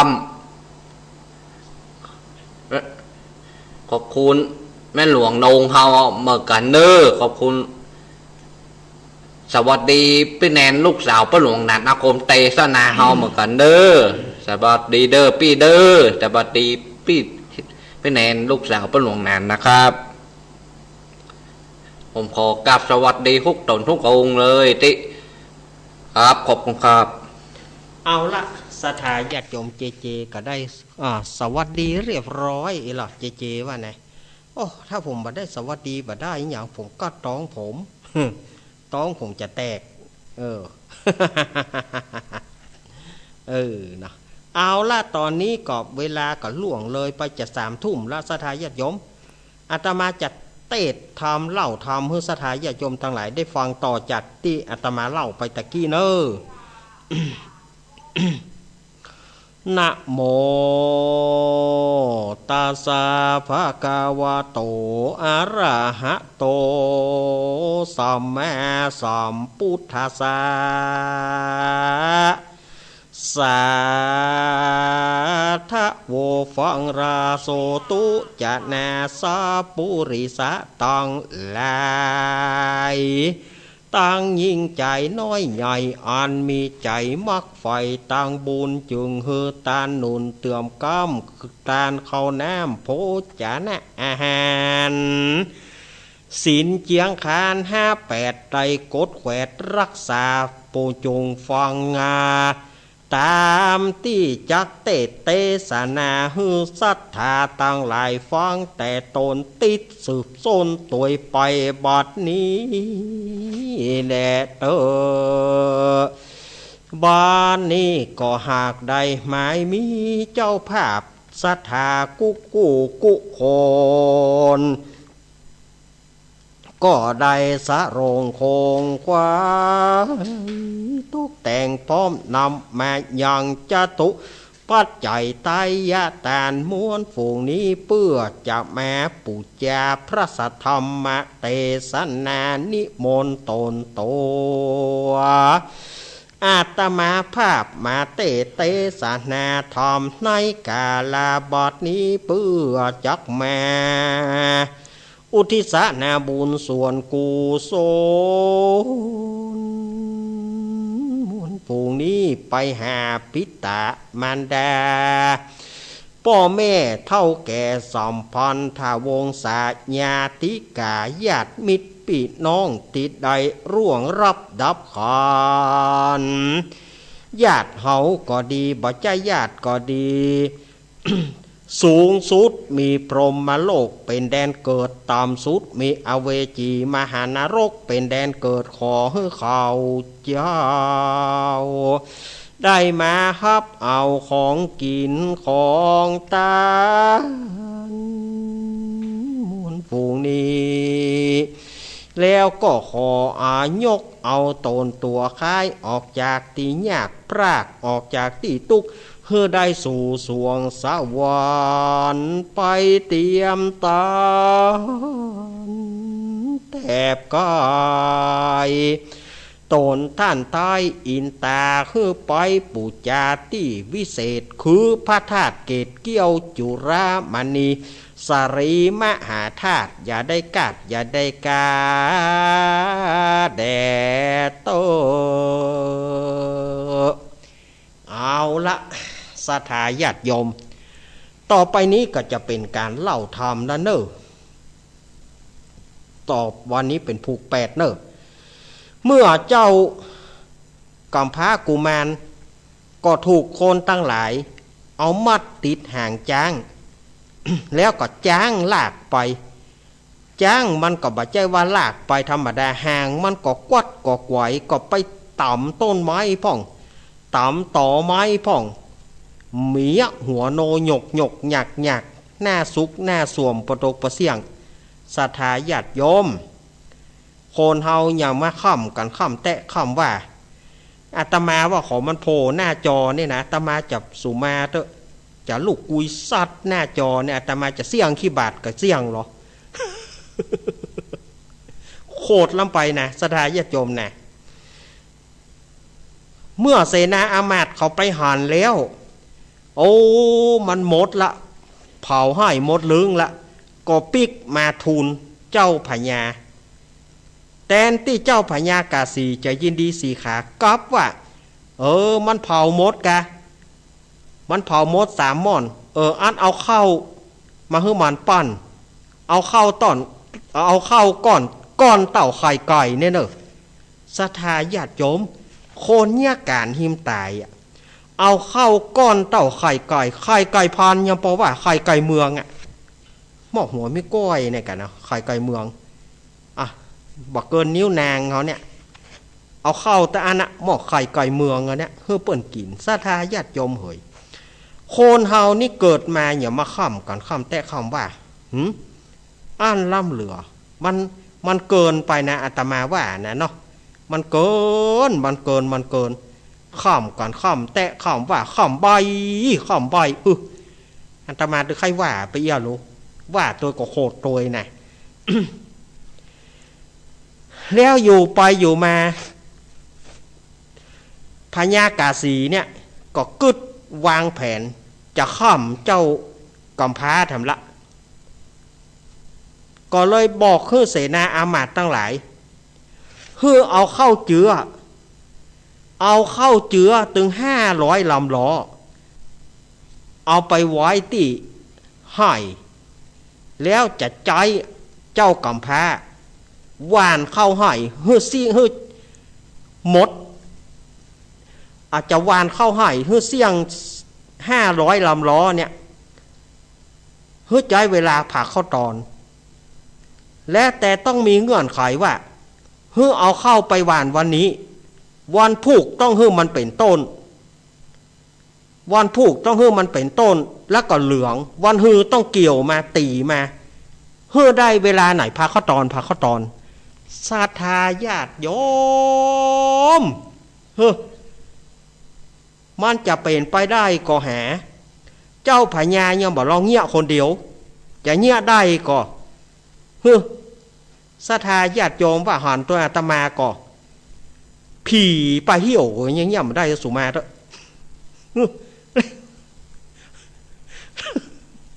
แรงว่าก็แรงใจขึ้น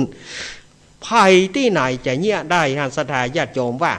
เอาเข้าเจือไปหวานมันเป็นก้าแล้ววันผูกมันเป็นต้นวันเกี่ยว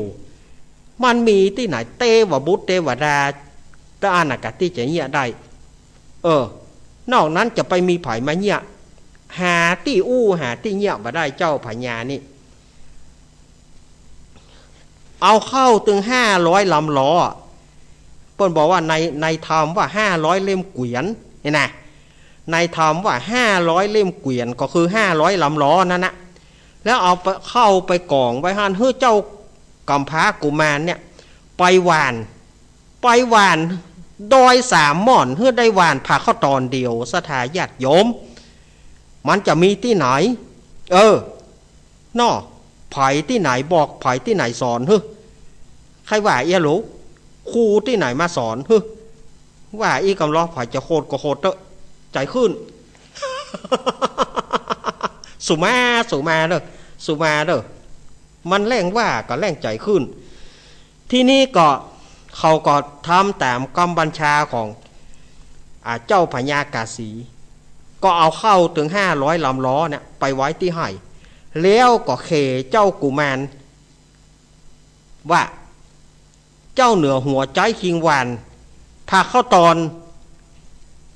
ฮื้อเสร็จแล้วก็ฮื้อมันเป็นก้าทันทีทันใดเนอะวะขอสถาญาติโยมเจ้ากุมารก็เอาไปพอก็จะว่านดอยถึง3 หม่อนฮื้อว่านก้าได้พาเข้าตอนก่อโจรเจ้าพญาตายแล้วตั้งเจ้าพญาแถมใหม่ก็ยังบัดได้เด้อก้าดอย3 หม่อนแล้วฮื้อว่านเข้าใจเงี้ยจะใดเจ้ากุมารก็ไปนั่งให้สถาญาติโยมให้ว่ามันเป็นกรรมอันอย่างของข้าลำเหลือเกิดมาตุกแตะตุกว่าตุกใบตุกบอด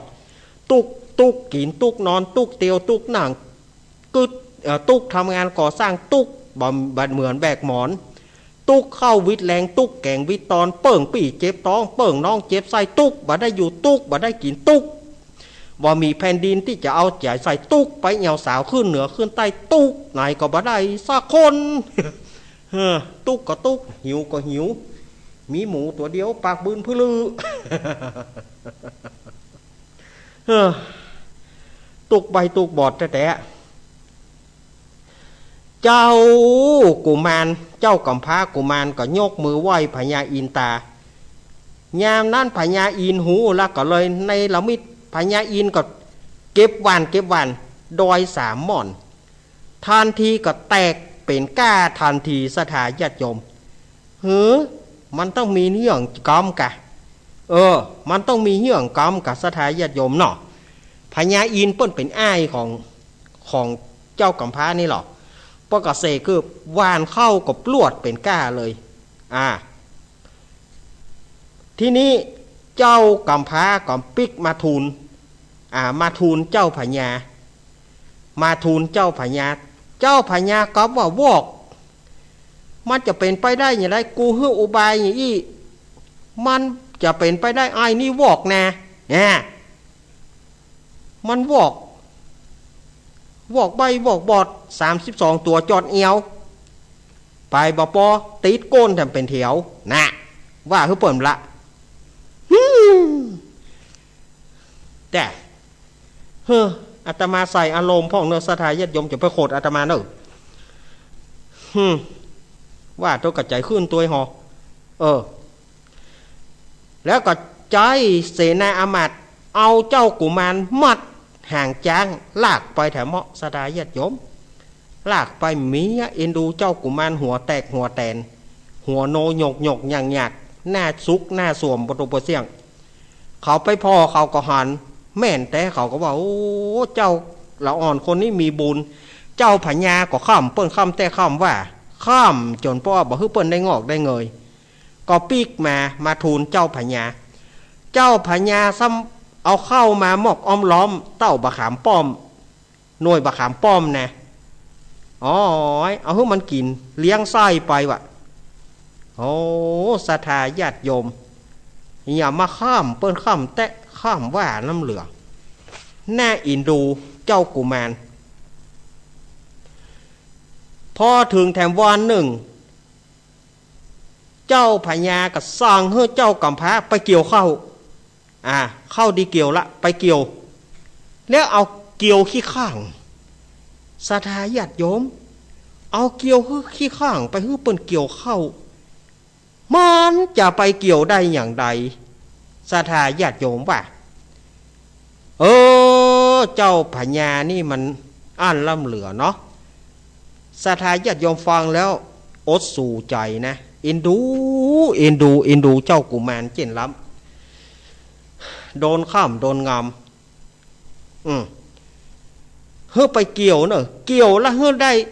ไปเกี่ยวเมื่อเจ้าแล้วเฮ้อแล้วพาเข้าง่ายเนอะดอย3 หม่อนผายบอกขึ้นมานั่นศรัทธาญาติโยม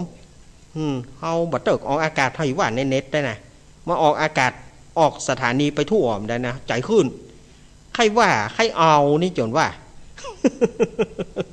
ใครเอานี่จนว่าเนาะ เจ้ากุมารก็เฮ้ยเป็นกอมเวนจัดใดล่ำเหลือกอมบะสวะกอมบะวางเจ้าพญาข่ำเฮาข่ำแตะข่ำว่ามันเป็นกอมอย่างฮะกอมใบกอมบอดกอมบะยอมแบกอมบะยอมสวะกอมบะยอมวางเป็นกอมจัดใดล่ำเหลือเจ้าพญามาข่ำอย่างอีแล้ว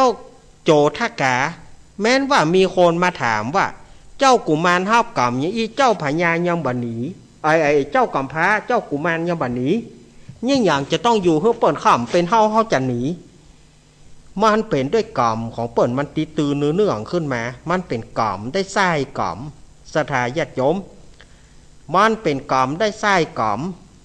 เจ้ากุมารบ่อาจหลีกลี่ได้เจ้ากุมารบ่อาจจะหลีกลี่ไปได้โอ้เอามาโจบเห็นอ่ะก่อนเหลือแหมมานักนะเจ้ากุมารก็มันเป็นกรรมของเปิ้นมันเป็นกรรมอย่างใดสมัยแต่ก่อนเนี่ยพระพุทธเจ้าของเราได้เสวยได้เกิดมาเป็นป้อกาพระเทวทัตก็เกิดมาเป็นป้อกาแต่เป็นเพื่อนเดียวกันเป็นสหายฮักเป็นเพื่อนรักเพื่อนเกลอเดียวกันไปก้าไปขายลายล่องไปตัวก่อนก้าขายสะปะเพชรนินจินดาแหวนอันอย่างต่างๆก็ไปก้าไปขายสร้อยคออันอย่างต่างๆก็ไปก้าไปขายก็บ่มีปัญหาอย่างกันแต่อยู่มาในครั้งหนึ่งเนี่ยเจ้ากุมารเจ้าป้อกาโพธิสัตว์กับป้อกาเทวทัตเนี่ยก็ไปกาด้วยกันขึ้นเรือโดยสารมาแล้วก็ไปไล่กาไล่ขายส่วนว่าป้อกาพระเทวทัต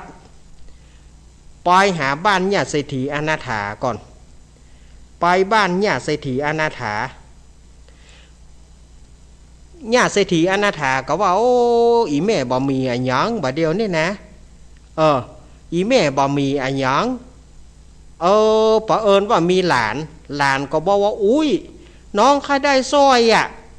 น้องข้าได้สร้อยก็แหวนนะอุ้ยหลานก็ให้อุ้ยบ่มีอันหยังนะหลานอุ้ยบ่มีสตางค์อย่างกะหลานก็จะเอาติ๊กจะเอาเศรษฐแต่ก่อนเพิ่งเคยเป็นเศรษฐีแต่ว่าภายหลังมาเนี่ยแม่อุ้ยนี่กลายเป็นเศรษฐีอนาถาบอกว่าไอ้หยังไปล้มไปหยังไปกลายเป็นคนตุกก็เหลือธาตุลายคามเหลือธาตุเก่าอยู่ใบเดียวพอเหลือธาตุเก่าอยู่ใบเดียวท่านนะก็หูว่า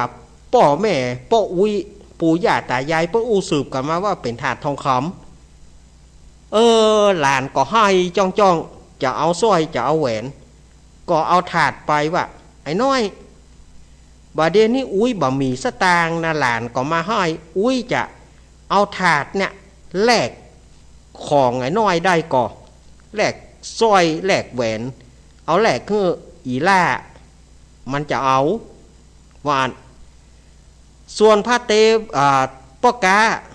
เทวทัตเนี่ยไปหันเข้าใส่ก็หูละว่าเป็นถาดลายคำเป็นถาดทองคำเป็นถาดมิก้าแต่ก็ข้าได้ของเปิ่นบาดายอุ้ยถาดนี่มันบาดใจอุ้ยไปพอได้อย่างใดว่าเป็นถาดทองคำก็บอกว่ามันสืบเจนป้ออุ้ยเจนกะเจนแยะของอุ้ยมาไปใจยาใดถาดเนี่ยมันเป็นถาดขี้เมี่ยงถาดเก่าสุมาญาติโยมเนอะถาดใส่เข้าแหม่แล้วกันนี่โอ้ดูถูกเปิ่นดูถูกแตะดูถูกว่าถาดใส่เข้าหูแหม่แล้วกันเนี่ยถาดบะหมี่ก้าอุ้ยบะหมี่ก้าว่าแล้วก่อนหนีไปเหียนะป้อกาเทวทัตนี่นะหนีไปแล้วก็ว่าสักบึดจะแหวงมาจะมาเอาของเปิ้นจะตั้งใจจะกินของเปิ้นฟรีหรอเนี่ยซื้อกินบะมดกดกินบะเมินสถาญาติโยมซื้อกินบะมดกดกินบะเมินที่นี่ก็ปรากฏว่าป้อกาโพธิสัตว์เตียวเข้ามา ทีนี้ก็หลานก็ให้แถมว่าอุ้ยอีล่าจะเอาสร้อยอีล่าจะเอาแหวนก็เปิ้นว่าแลกบ่ได้อุ้ยลองไอ้นี่เหรอไอ้ตัวนั้นเนี่ยมันบ่ฮื้อแต่ไอ้ตัวนี้น่าจะฮื้อเอกละอ่อนก็งอแงเนาะให้ตายให้วายส่วนพ่อกาโพธิสัตว์ก็ว่าแม่อุ้ยเนี่ยบุบหลานถามว่าไปบุบมันนี่อุ้ยบ่ได้บุบนะมันโฮบจะเอาสร้อยจะเอาแหวนนี่เนี่ยใดก็อุ้ยยังบ่ซื้อเหอะก็อุ้ยบ่มีสตางค์อุ้ยมีถาดอยู่ถาดใบเดียวเนี่ยอุ้ยจะเอาแหลกตะกี้ตะกี้มันว่าถาดบ่มีก้ามันว่าถาดใส่ข้าวหมาว่ะไอ้น้อยลองพอเนี้ยถ้าอย่าได้ก็จะแหลกถ้าได้ก็แหลกก็อุ้ยจะเอาสร้อยเอาแหวนฮื้ออีล่านี่พ่อกาโพธิสัตว์เปิ้นหานนั่นเนี่ยเมื่อเปิ้นหานเปิ้นก็เที่ยงตรงเมื่อเปิ้นหานเปิ้นก็เที่ยงตรงเปิ้นก็โอ้อุ้ยไผว่าธาตุบะหมี่ก้าไอตัวไปก่อนนั่นน่ะไอ้ดำคอยมอยน่ะ ไอ้ดำคอยมอยน่ะไปพวกปกาโพธิสัตว์หูละไปเปื้อนเดียวกันธาตุนี่นะอุ้ยมันเป็นธาตุไลครามเนอะมันเป็นธาตุไลครามมันหาก้าบ่ได้นะอุ้ยบ่ใจธาตุเข้าหื้อแหมนะอุ้ยเป็นถาดงามเนะก็น่ะไอ้คอยมอยเนี่ยมันว่า ไอ้ไถ่ดำคือลือเนาะไอ้คอยมอยเนี่ย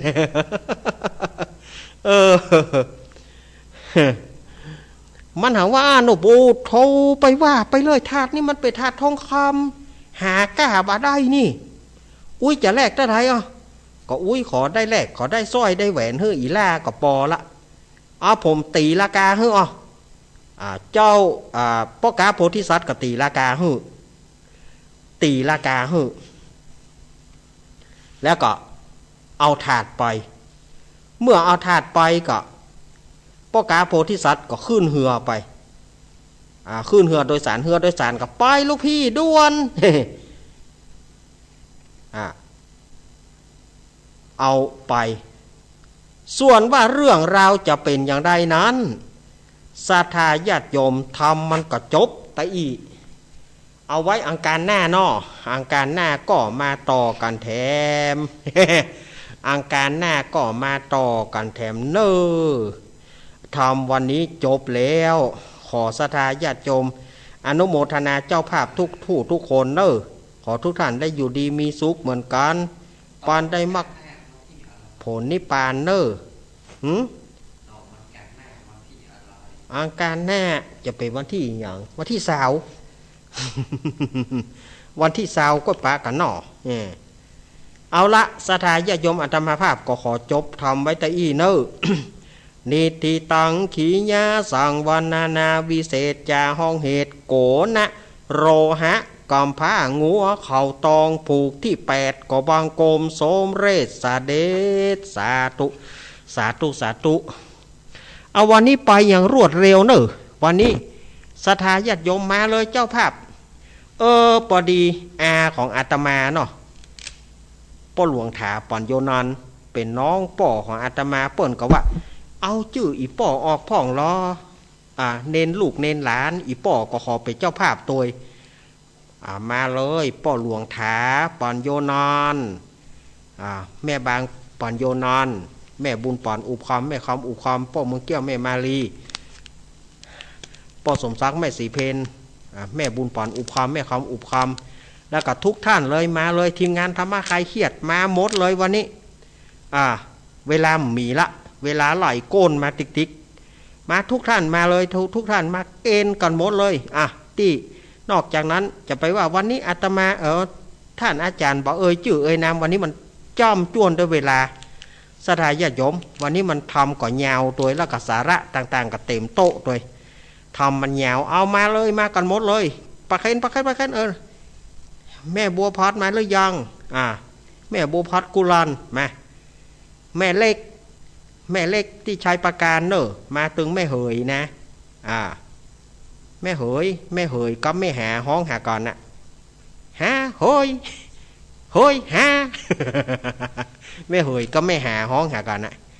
ฮะเฮ้ยเฮ้ยฮะปอมาผ่อยห้องก่อนหมูอ่ะเล่นกันเนอะเอามาเลยเกณฑ์กันหมดละสถานญาติโยมก่อนที่จะได้ปอนนั้นอาตมาภาพเจิญสถานญาติโยมนั่งสมาธิสักกำได้สงบจิตสงบใจกำเดียวเนอะวิทยุจะดับกำหนึ่งแต่ว่าสถานีวิทยุบ่ดับแต่ว่าอาตมาดับไปกำหนึ่งเนอะขออนุญาตสถานญาติโยมปฏิบัติสักกำหนึ่งเนาะ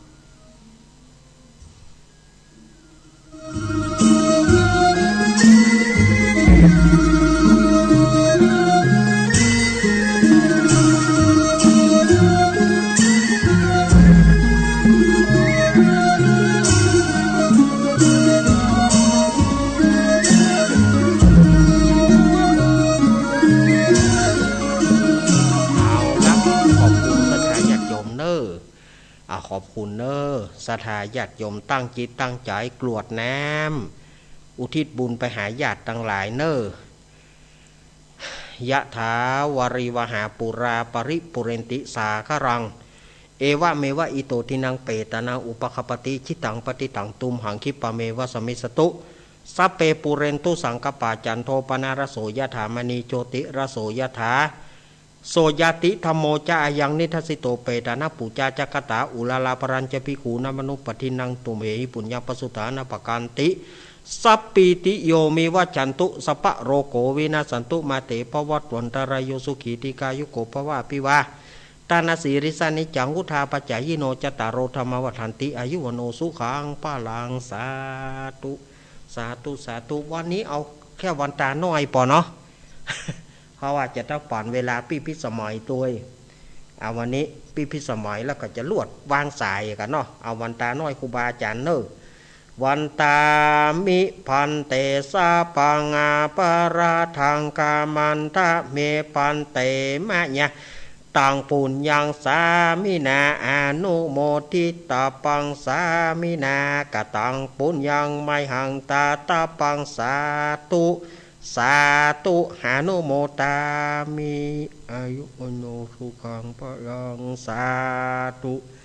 สาธุสาธุเอาละสถาญาติโยมมดไปแถมสเต็ปหนึ่งมดไปแถมสเต็ปหนึ่งมดไปแถมขั้นตอนหนึ่งต่อไปนี้ก็จะเป็นเจี้ยโดยปีพิสมัยปีพิสมัยเปิ้นจะได้มาเล่าเจี้ยเพื่อสถาญาติโยมได้ฟังกันถ้าเปิ้นพร้อมก็มาเลยเน้อปีพิสมัยอาตมาวางสายเฮ้อสายอื่นฟังเข้ามาเตอเนอเอาเฮ้อปีพิสมัยก่อนถ้าเปิ้นพร้อมเฮ้อเปิ้นเข้ามาก่อนเนาะแล้วกันเดียวอาตมาก็จะก้อยวางสายเฮ้อสถาญาติโยมสำหรับการที่จะวางสายนั้นต้องรออาตมาว่าเปิดสายฮื้อแล้วเนออาตมาบอกเบอร์ก้อยโทรอันนี้อาตมาจะฮื้อสิทธิ์ปีพิสมัยก่อนเนาะเปิ้นเล่าเจียก่อนเนาะเมื่อช่วงที่รอปีพิสมัยนี่ก็จะไปลืมเนอวันที่15ที่จะถึงนี่ก็วัดใหม่เหล่ามนทาวัดใหม่เหล่ามนทานี่เปิ้นก็จะตานกุฏิเปิ้นจะตานโฮงเอากำเมืองอันเนี้ยเพื่อจะตานโฮงกับห้องน้ำเพื่อจะตานโฮง2หลังตัวกันเพื่อจะตานโฮง2หลังแล้วก็เพื่อจะตานห้องน้ำห้องสุขา9 โมงเกิงไปต้นไปเนอสถาญาติโยมเจกับซ้ำติดงานแต่ก็แหลกอู้กันแห่นเด่นล่ะสถาญาติโยมแห่นเด่นเฮาปะกันหน่อประมาณติดงานข่าวดำเจแล้วก็วันที่24ก็ที่วัดปากตางเจริญเฮานี่เนอะวันที่24ก็วัดปากตางเจริญของเฮานี่เปิ้นก็จะทำบุญถวายตาลเป็นตาลพัดลมสถาญาติโยมจะได้เย็นกันเนอะตาลพัดลมเกิดมาภาวะจติใดบ่ได้ฮ้อนละเกิดมาภาวะจติใดก็จะได้เย็นสบายตาลพัดลมเนาะอันนี้ก็วันที่24เนอะตรงกับวันเสาร์ตรงกับเดือน12เหนือแฮม14ค่ นี่วัดปากดังเจริญวัดท่านบิ๊กบอสเฮาสถานที่ที่อาตมามานั่งอู้เนี่ยนะสถานที่ที่อาตมานั่งอู้เนี่ยนี่แล้วก็มาถึงวันที่6 ตุลาก่องานทำบุญอายุวัฒนมงคลของท่านพระครูปรัตน์ณัฐพงศ์ทิตวุฒศิริวัดดอนจันทร์หรือว่าวัดป่าจันทร์ตำบลเวียงกาหลงอำเภอเวียงป่าเป้าจังหวัดเชียงรายเปิ้นก็จะทำบุญอายุ34 ปีโอ้30 ปลายแล้วนะท่านพระครู ไม่บอกไม่รู้นะเนี่ย ไม่บอกไม่รู้นะเนี่ยเฮาก็นึกว่าสัก20 ปลายเนาะ อายุ34 พรรษา14ว่ะท่านพระครูเฮานะพระครูณัฐพงศ์พระครูปรัตน์ณัฐพงศ์เพื่อจะทำบุญอายุวัฒนมงคลเนอะแฮปปี้เบิร์ธเดย์ไว้ล่วงหน้าเนอะท่านพระครูเนอะเดี๋ยวจะไปกินเค้กตัวเนอะ จะไปกินขนมเค้กตัวท่านพระครูปรัตน์ก่อนแล้ววันที่11ก็ลุ่มวัดพระธาตุดอยน้อยเพื่อจะมีการตักบาตรเตโวโรหณะอันนี้กับศรัทธาญาติโยมก็มาห่วมกัน6 โมงเช้าไปต้นไป6 โมงเช้าไปต้นไปปีนี้ก็สาธุสาธุสาธุฝนจะไปข้ามเปิ้นเนอะ ปีนี้ฝนจะไปข้ามเปิ้นเนอะกูปีนี้ฝนข้ามเปิ้นศรัทธาญาติโยมกระเดียกัได้โหล่นนะกระเดียกัได้โหล่นนะฝนข้ามเปิ้นเอาไปปีนี้ก็โตก็มันเสี่ยงเห็นเนอะ หลวงลุงใช้วัดฝากประกาศมาว่าอันเทวบุตรเทวดาเฮ้ยขอให้ฝนเสี่ยงกันนั่นโตก็มันเสี่ยงกันเนอะว่ะ นี่ก็ฮะ นี่ก็โดยการดำเนินการของหลวงพระเดชพระคุณหลวงป่อสาธุกิจจานันท์เจ้าวาดวัดพระธาตุดอยน้อยปีนี้เปิ้นจะจัดละหลังจากที่2-3 ปีบ่ได้จัดตักบาตรเตโวโรหณะให้อย่างหลวงป่อก็โควิดนะกา ถามได้ หลวงป่อว่าก็ถามมาได้ให้อย่างหลวงป่อก็โควิดนะกำหูกา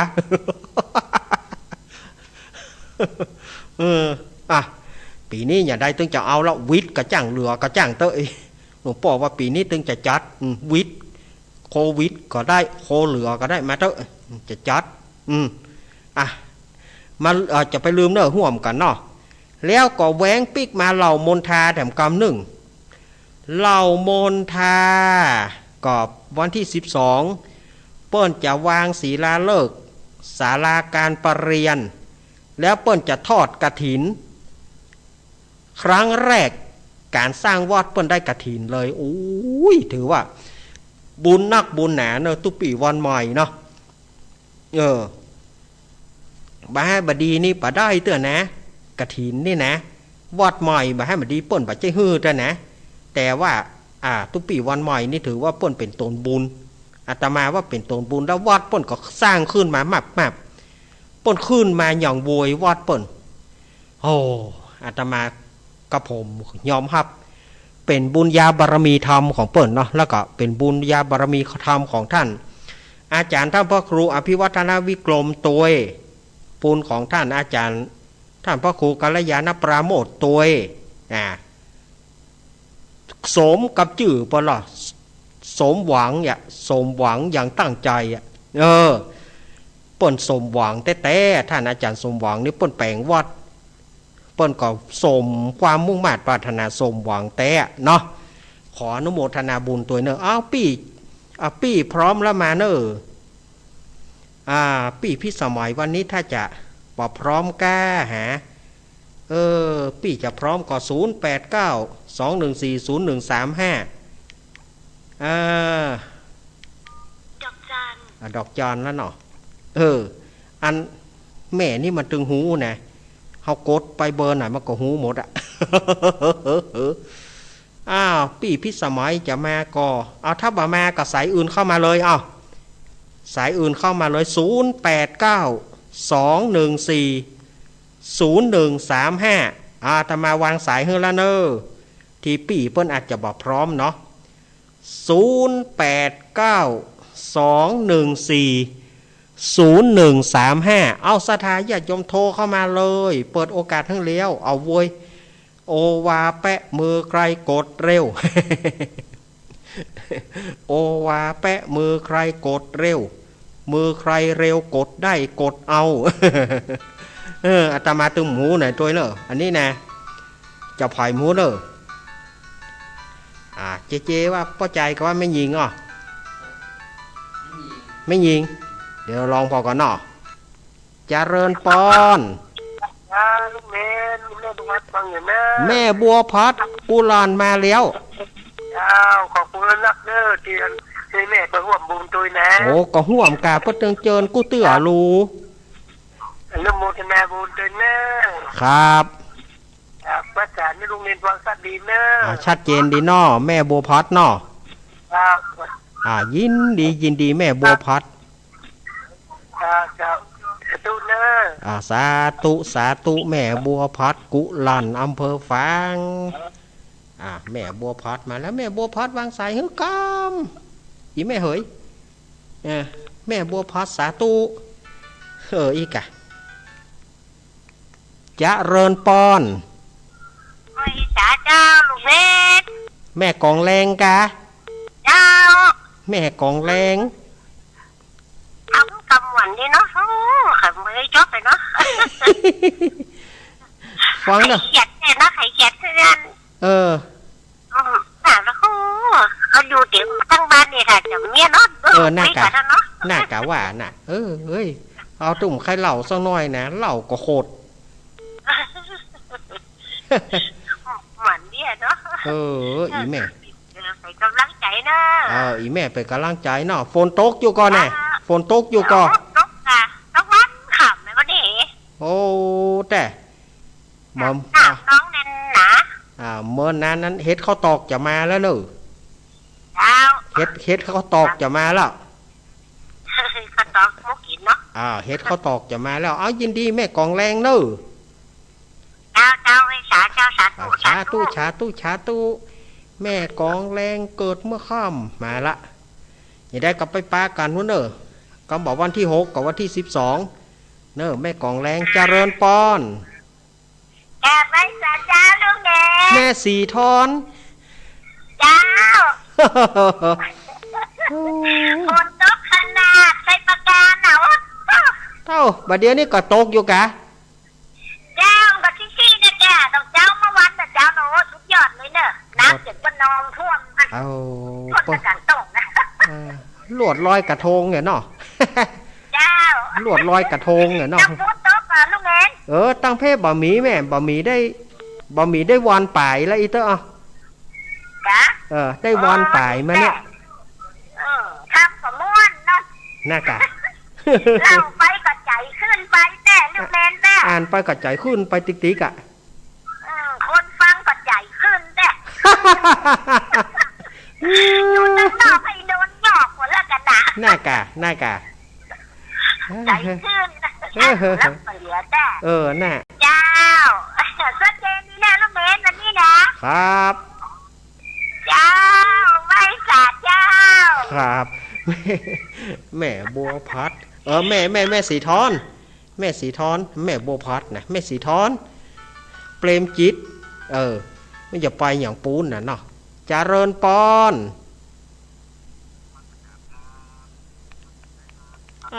แฟนพันธุ์แท้มาแล้วเนาะ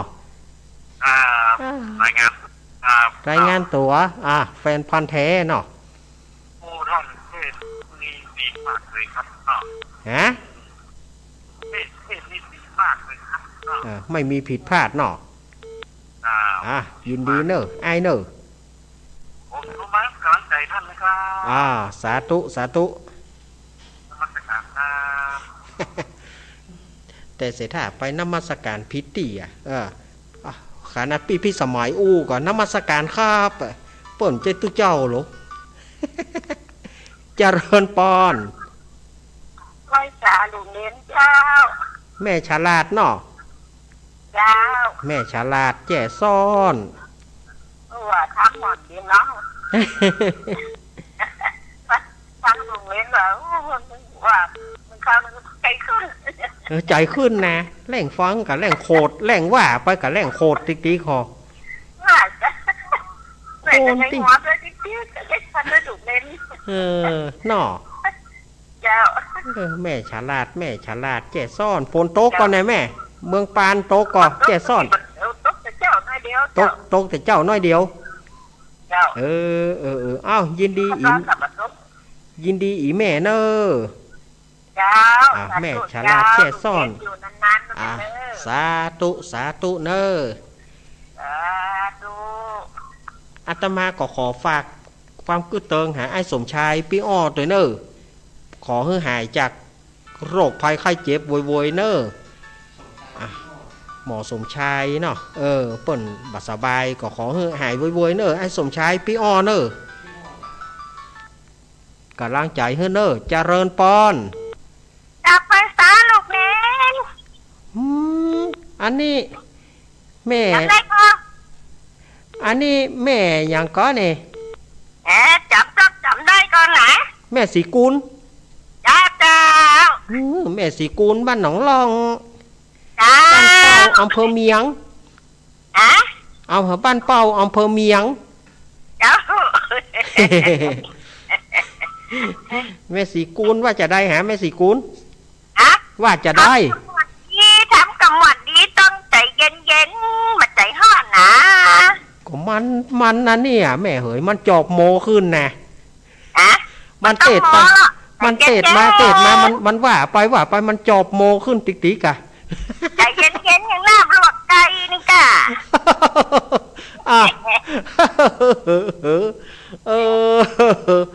ะยินดีอีแม่สีกุลเนอขอบคุณนักเนอติเตือนลูกเข้าใจยิ่งหวนดีขอบคุณที่เตือนลูกเตือนหลานเนอแม่เนอยินดีสาธุแม่สีกุลบ้านหนองลองบ้านเป้าอำเภอเมียงจังหวัดลำปางเอามามืออาตมาปอดเข้าใส่สมาเถอะจะเริญปอนจ้าท่านมหาเมนใหญ่อุ้ยอินแม่อุ้ยฟังที่บ้านช่วงอย่างตอนนั้น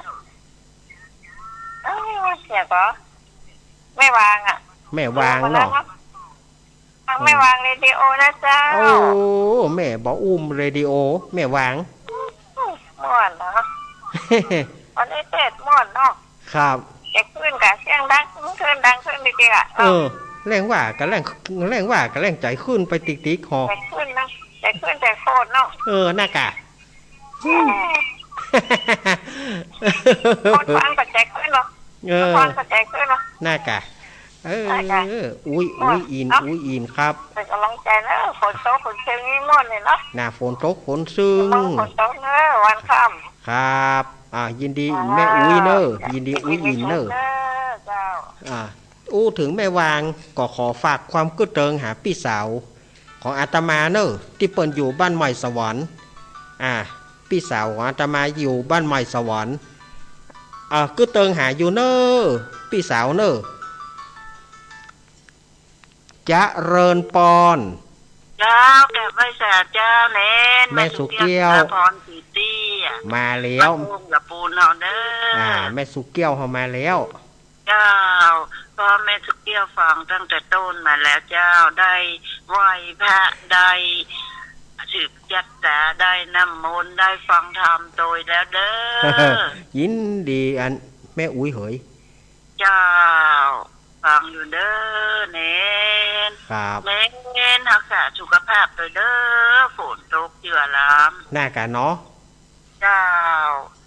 กับไหว้สาเด้อเน้นยินดีเนอยินดีแม่สุเกี้ยวเนอแม่สุเกี้ยวเขามาแล้วแม่สุเกี้ยวสอนศรีนุสรเขามาแล้วเนอเจริญปอนไว้จ่าเจ้าบ้านต่างตำบลคือยังเคยดอกคำใจจังหวัดแม่แฉงท้องบ้านปางฟังอย่างก็วัดบ้านต่างนี่วัดเขตอิเมฆเวียงเฮาเจ้าโอ้อีแม่ ฟังบัดได้รับได้บัดรับบัดนอนด้วยเนาะแม่แสงทองเนาะไปรับจะพังทุกวันเลยทุกคืนเลย พังทุกวันพังจบแล้วก่อนเนาะยินดีเนอะยินดีอีแม่แสงทองเนอะอนุโมทนาบุญครับยินดีแม่แสงทองครับอินดูเนาะโอ้ป้วแม่ผูกซีป้วแม่มันจะมดกับมดเวนผูกซีปุ๊กกันเนอะผูกซีป้วเนอะเจ้ากำพร้าจะได้มดกับมดเวนเนาะอาตมาเกินครับแต่บุญว่าเนาะน่ากะคำแต่คำว่าน่ากะเพื่อว่ายินดีแม่เนอแม่แสงทอง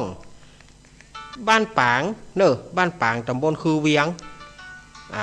พะเยานะเจริญปอนแม่แสงแม่สายทอง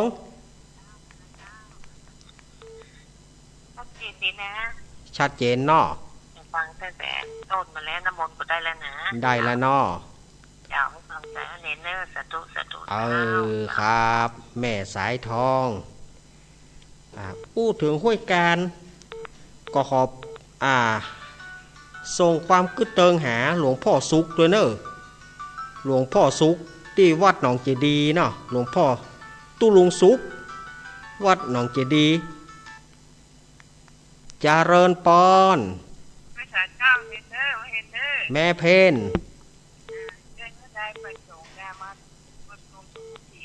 ครับแม่เพนว่าไปเลยเนอะครับบ้านศรีลาพรเนาะพระเอกมาเมื่อรูนมานี่เลี้ยว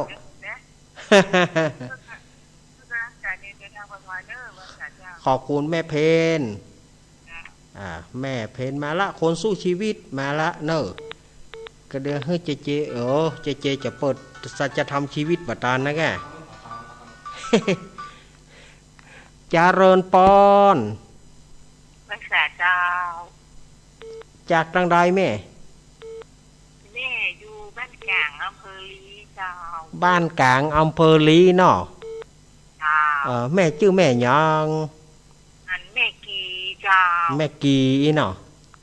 เจ้าฟังตึงวานเจ้าฟังตึงวานฟังกู้ตนกู้องฟังทุกคืนเนาะแม่เนาะครับแม่บุญหลงไม่ไหนฮะแม่บุญหลงเดี๋ยวแม่บุญหลงจะมาละบ้านบวกอีแม่เฮาครับอันนี้บ้านกลางเนาะก็เดี๋ยวแม่เฮามีห้าหรอแม่เฮามีบ้านบวกกันแม่บุญหลงก็ได้จะมาละ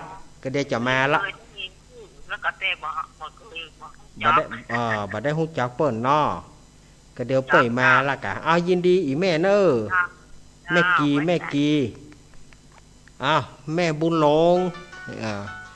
บัดรับเตื้อมาเนอะแม่จะเริญปอนไว้เจ้าลูกเนนนี่เนาะมานี่แล้วอีแม่เฮาไว้เจ้าลูกเนนมาแล้วแม่เฮามานี่แล้วพดประจันแม่ประจันกีจะทำอีแม่เฮามาแล้วแม่เฮามาแล้ว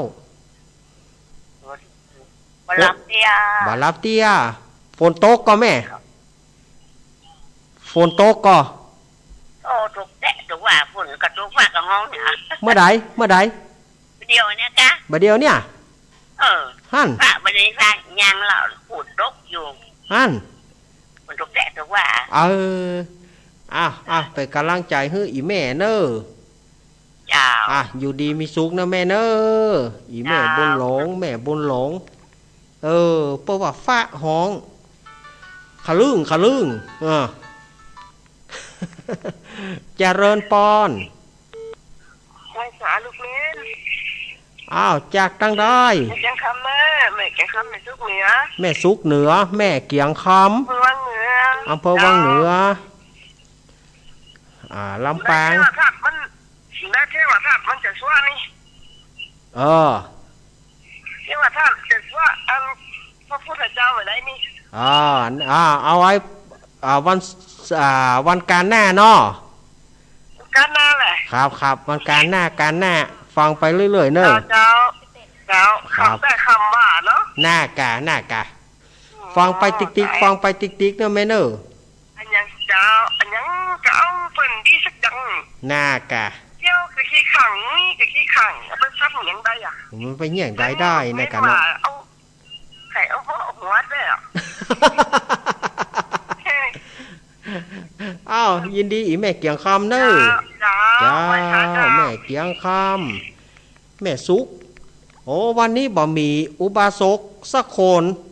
วันนี้มีกะอุบาสิกามีกะเทวดาเทวบุตรไปไหนอย่ามดฮะวันนี้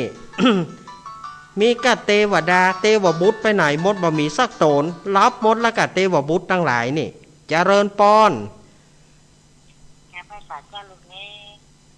อีแม่โทรจากไหนแม่ลำย้อยบ้านดอนเต้าอีกอะบ้านวังเป้าบ้านวังเป้าอำเภอเกาะขาเกาะขาน้ำมนต์ก็ได้แล้วน้ำมนต์ก็ได้แล้ว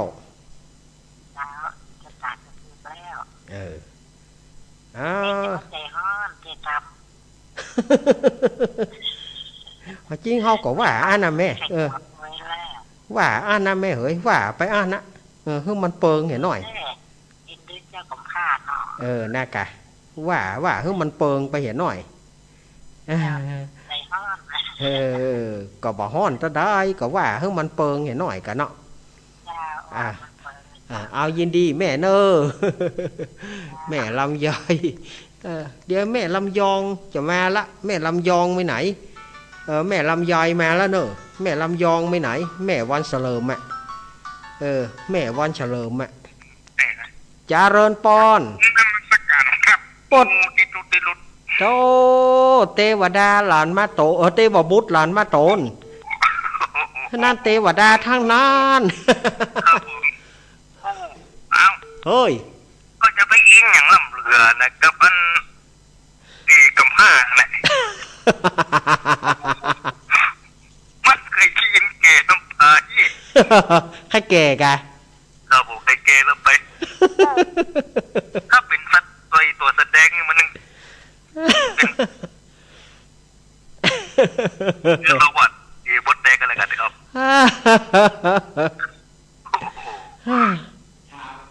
คนถามนะมันอยากกระโดดไหวอันเฮ้ยแกตาไม่หันกันอ่ะมีนี่ละแกตาอัน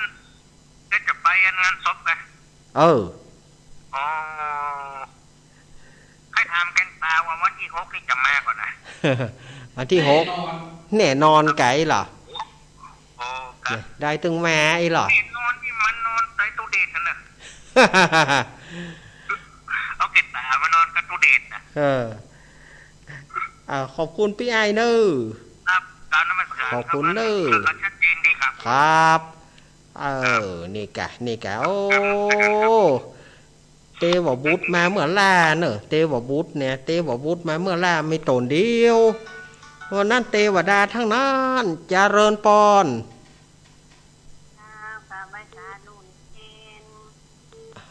แม่ปานีกะแม่ปานีมมาละได้จะฟังอย่างเดียวได้น่ากะบ่เป็นอย่างนะคะแนนว่าฟังก่อนก็ดีละอีแม่คะแนนว่าฟังเตอะแม่เหยแม่ว่าฟังไปฮะน่ะแล้วก่อนที่เพิ่นจะโทรกับเพิ่นโทรไปฟังคนฟังนี่ค่ะน่ากะดีละแม่เหยมันอย่างนี้มันค่ายเหมือนนั้นเนี่ยตรงนี้มันเหมือนยาเสพติดอะข้ามมามันค่ายไปไหนล่ะเข้ามานี่งิดแล้วเนาะไม่เหลือเฮาไปพอนั่งกะหาจนมุนแล้วไอ้เนาะแล้วก็ที่กะนั่นเฮาจะเนี่ยเฮาก็จะใช้วิทยุเป็นไงอ่ะไม่อย่าเหลือเฮาพอดาวพระศุกร์แต่ก่อนกะหาดาวพระศุกร์พระจันทร์แม่เนี่ย ดาวพระศุกร์สมัยก่อนดาวพระศุกร์สมัยมนฤดีอ่ะแต่ก่อนได้ยินเนี่ยว่าถ้า9 โมงแล้วเนอะอยู่ที่ไหนก็หล่นไปหาทีวีเปิดบ้านเปิดน่ะ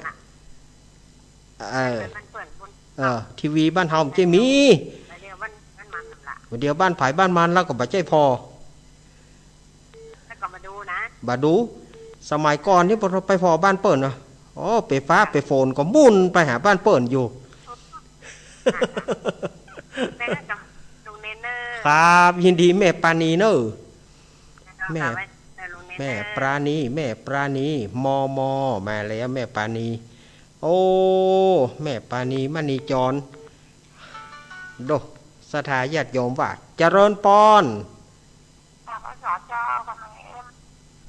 จัดโอ้แม่บัวคำตาจ้างมาแล้วหายไปเมินน่ะหายไปเมินไหนแม่บ่ค่อยสบายเนาะ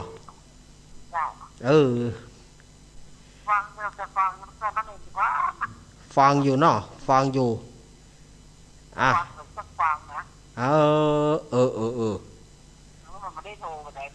บ่เป็นยังอีแม่เฮ้ย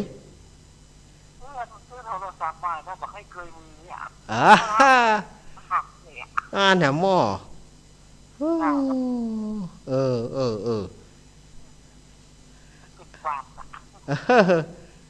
บอกให้น้องไม้กะน้องไม้สอนอุ้ยก้อมมีกะน้องไม้ก็จะสอนครับยินดีแม่เนอครับแม่บัวคำจิแน่แม่บัวคำจิแน่เปิ้ลจะมีเรียงกันหรอนามสกุลเปิ้ลนะจิแน่เนี่ยจิแน่จินาอิจินาติเปิ้ลมีหลายหรอโยจิแน่อย่าทางสายหนองร่องตะจางนี่นะจะนักโยจิแน่เจริญปอนยายพรมาปิดท้ายพอดียายพรยายพรมาปิดท้ายพอดีกะโทรบัตรเนาะข้ามมาก็เติงหาเนาะข้ามมาก็เติงหายินดีนั่งเนอะยายพรเวลาหมดเห็นแล้วขอบคุณเนอะเวลาหมดแล้วยายพรก็ขออาตมาขออภัยกับสายอื่นที่โทรมาเนอะอาตมาขอสุมากับสายอื่นที่โทรมาวันนี้เพราะว่ามันหมดเวลาอาตมาเห็นละอาตมาจะได้นำรายการอำลาจากสถาญาติโยมไปก่อนอังการหน้าถ้าว่ามันบ่เป็นฟ้าบ่เป็นฝนมันบ่ขลึงบึ้งบ้างก้อยมาปะก่อนแถมอังการนี้อาตมาภาพอย่างไปมันผิดไปกามันไปแลดเป็ดป่างไปกาอย่างใดอาตมาขอสุมาอภัยสถาญาติโยมเนอะบางทีมาเกาะเนาะมันบ่ใส่ไข่ใส่นมมันก็บ่แล้วใจเนาะสถาญาติโยมมันต้องใส่ไข่ใส่นมตัวพ่องมันบ่ใส่ไข่ใส่นมมันก็สื่อล้ำไปสถาญาติโยมก็ว่าบ่ม่วนเนี่ยเหมาะสถาญาติโยมอยู่ดีมีสุขรับดีฝันดีมีเข้าของเงินทองดูต่างใจดูต่างกินดูต่างตาเนออยู่ดีมีสุขเหมือนกันจุผู้จุคนจัตตารโรธรรมาวัฏันติอายุวันโนสุขังปะลัง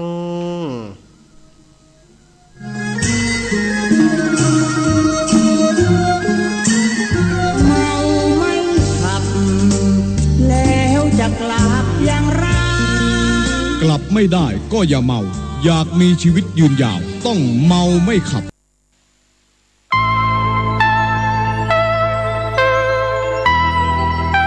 ขอเชิญร่วมทำบุญทอดกฐินและวาง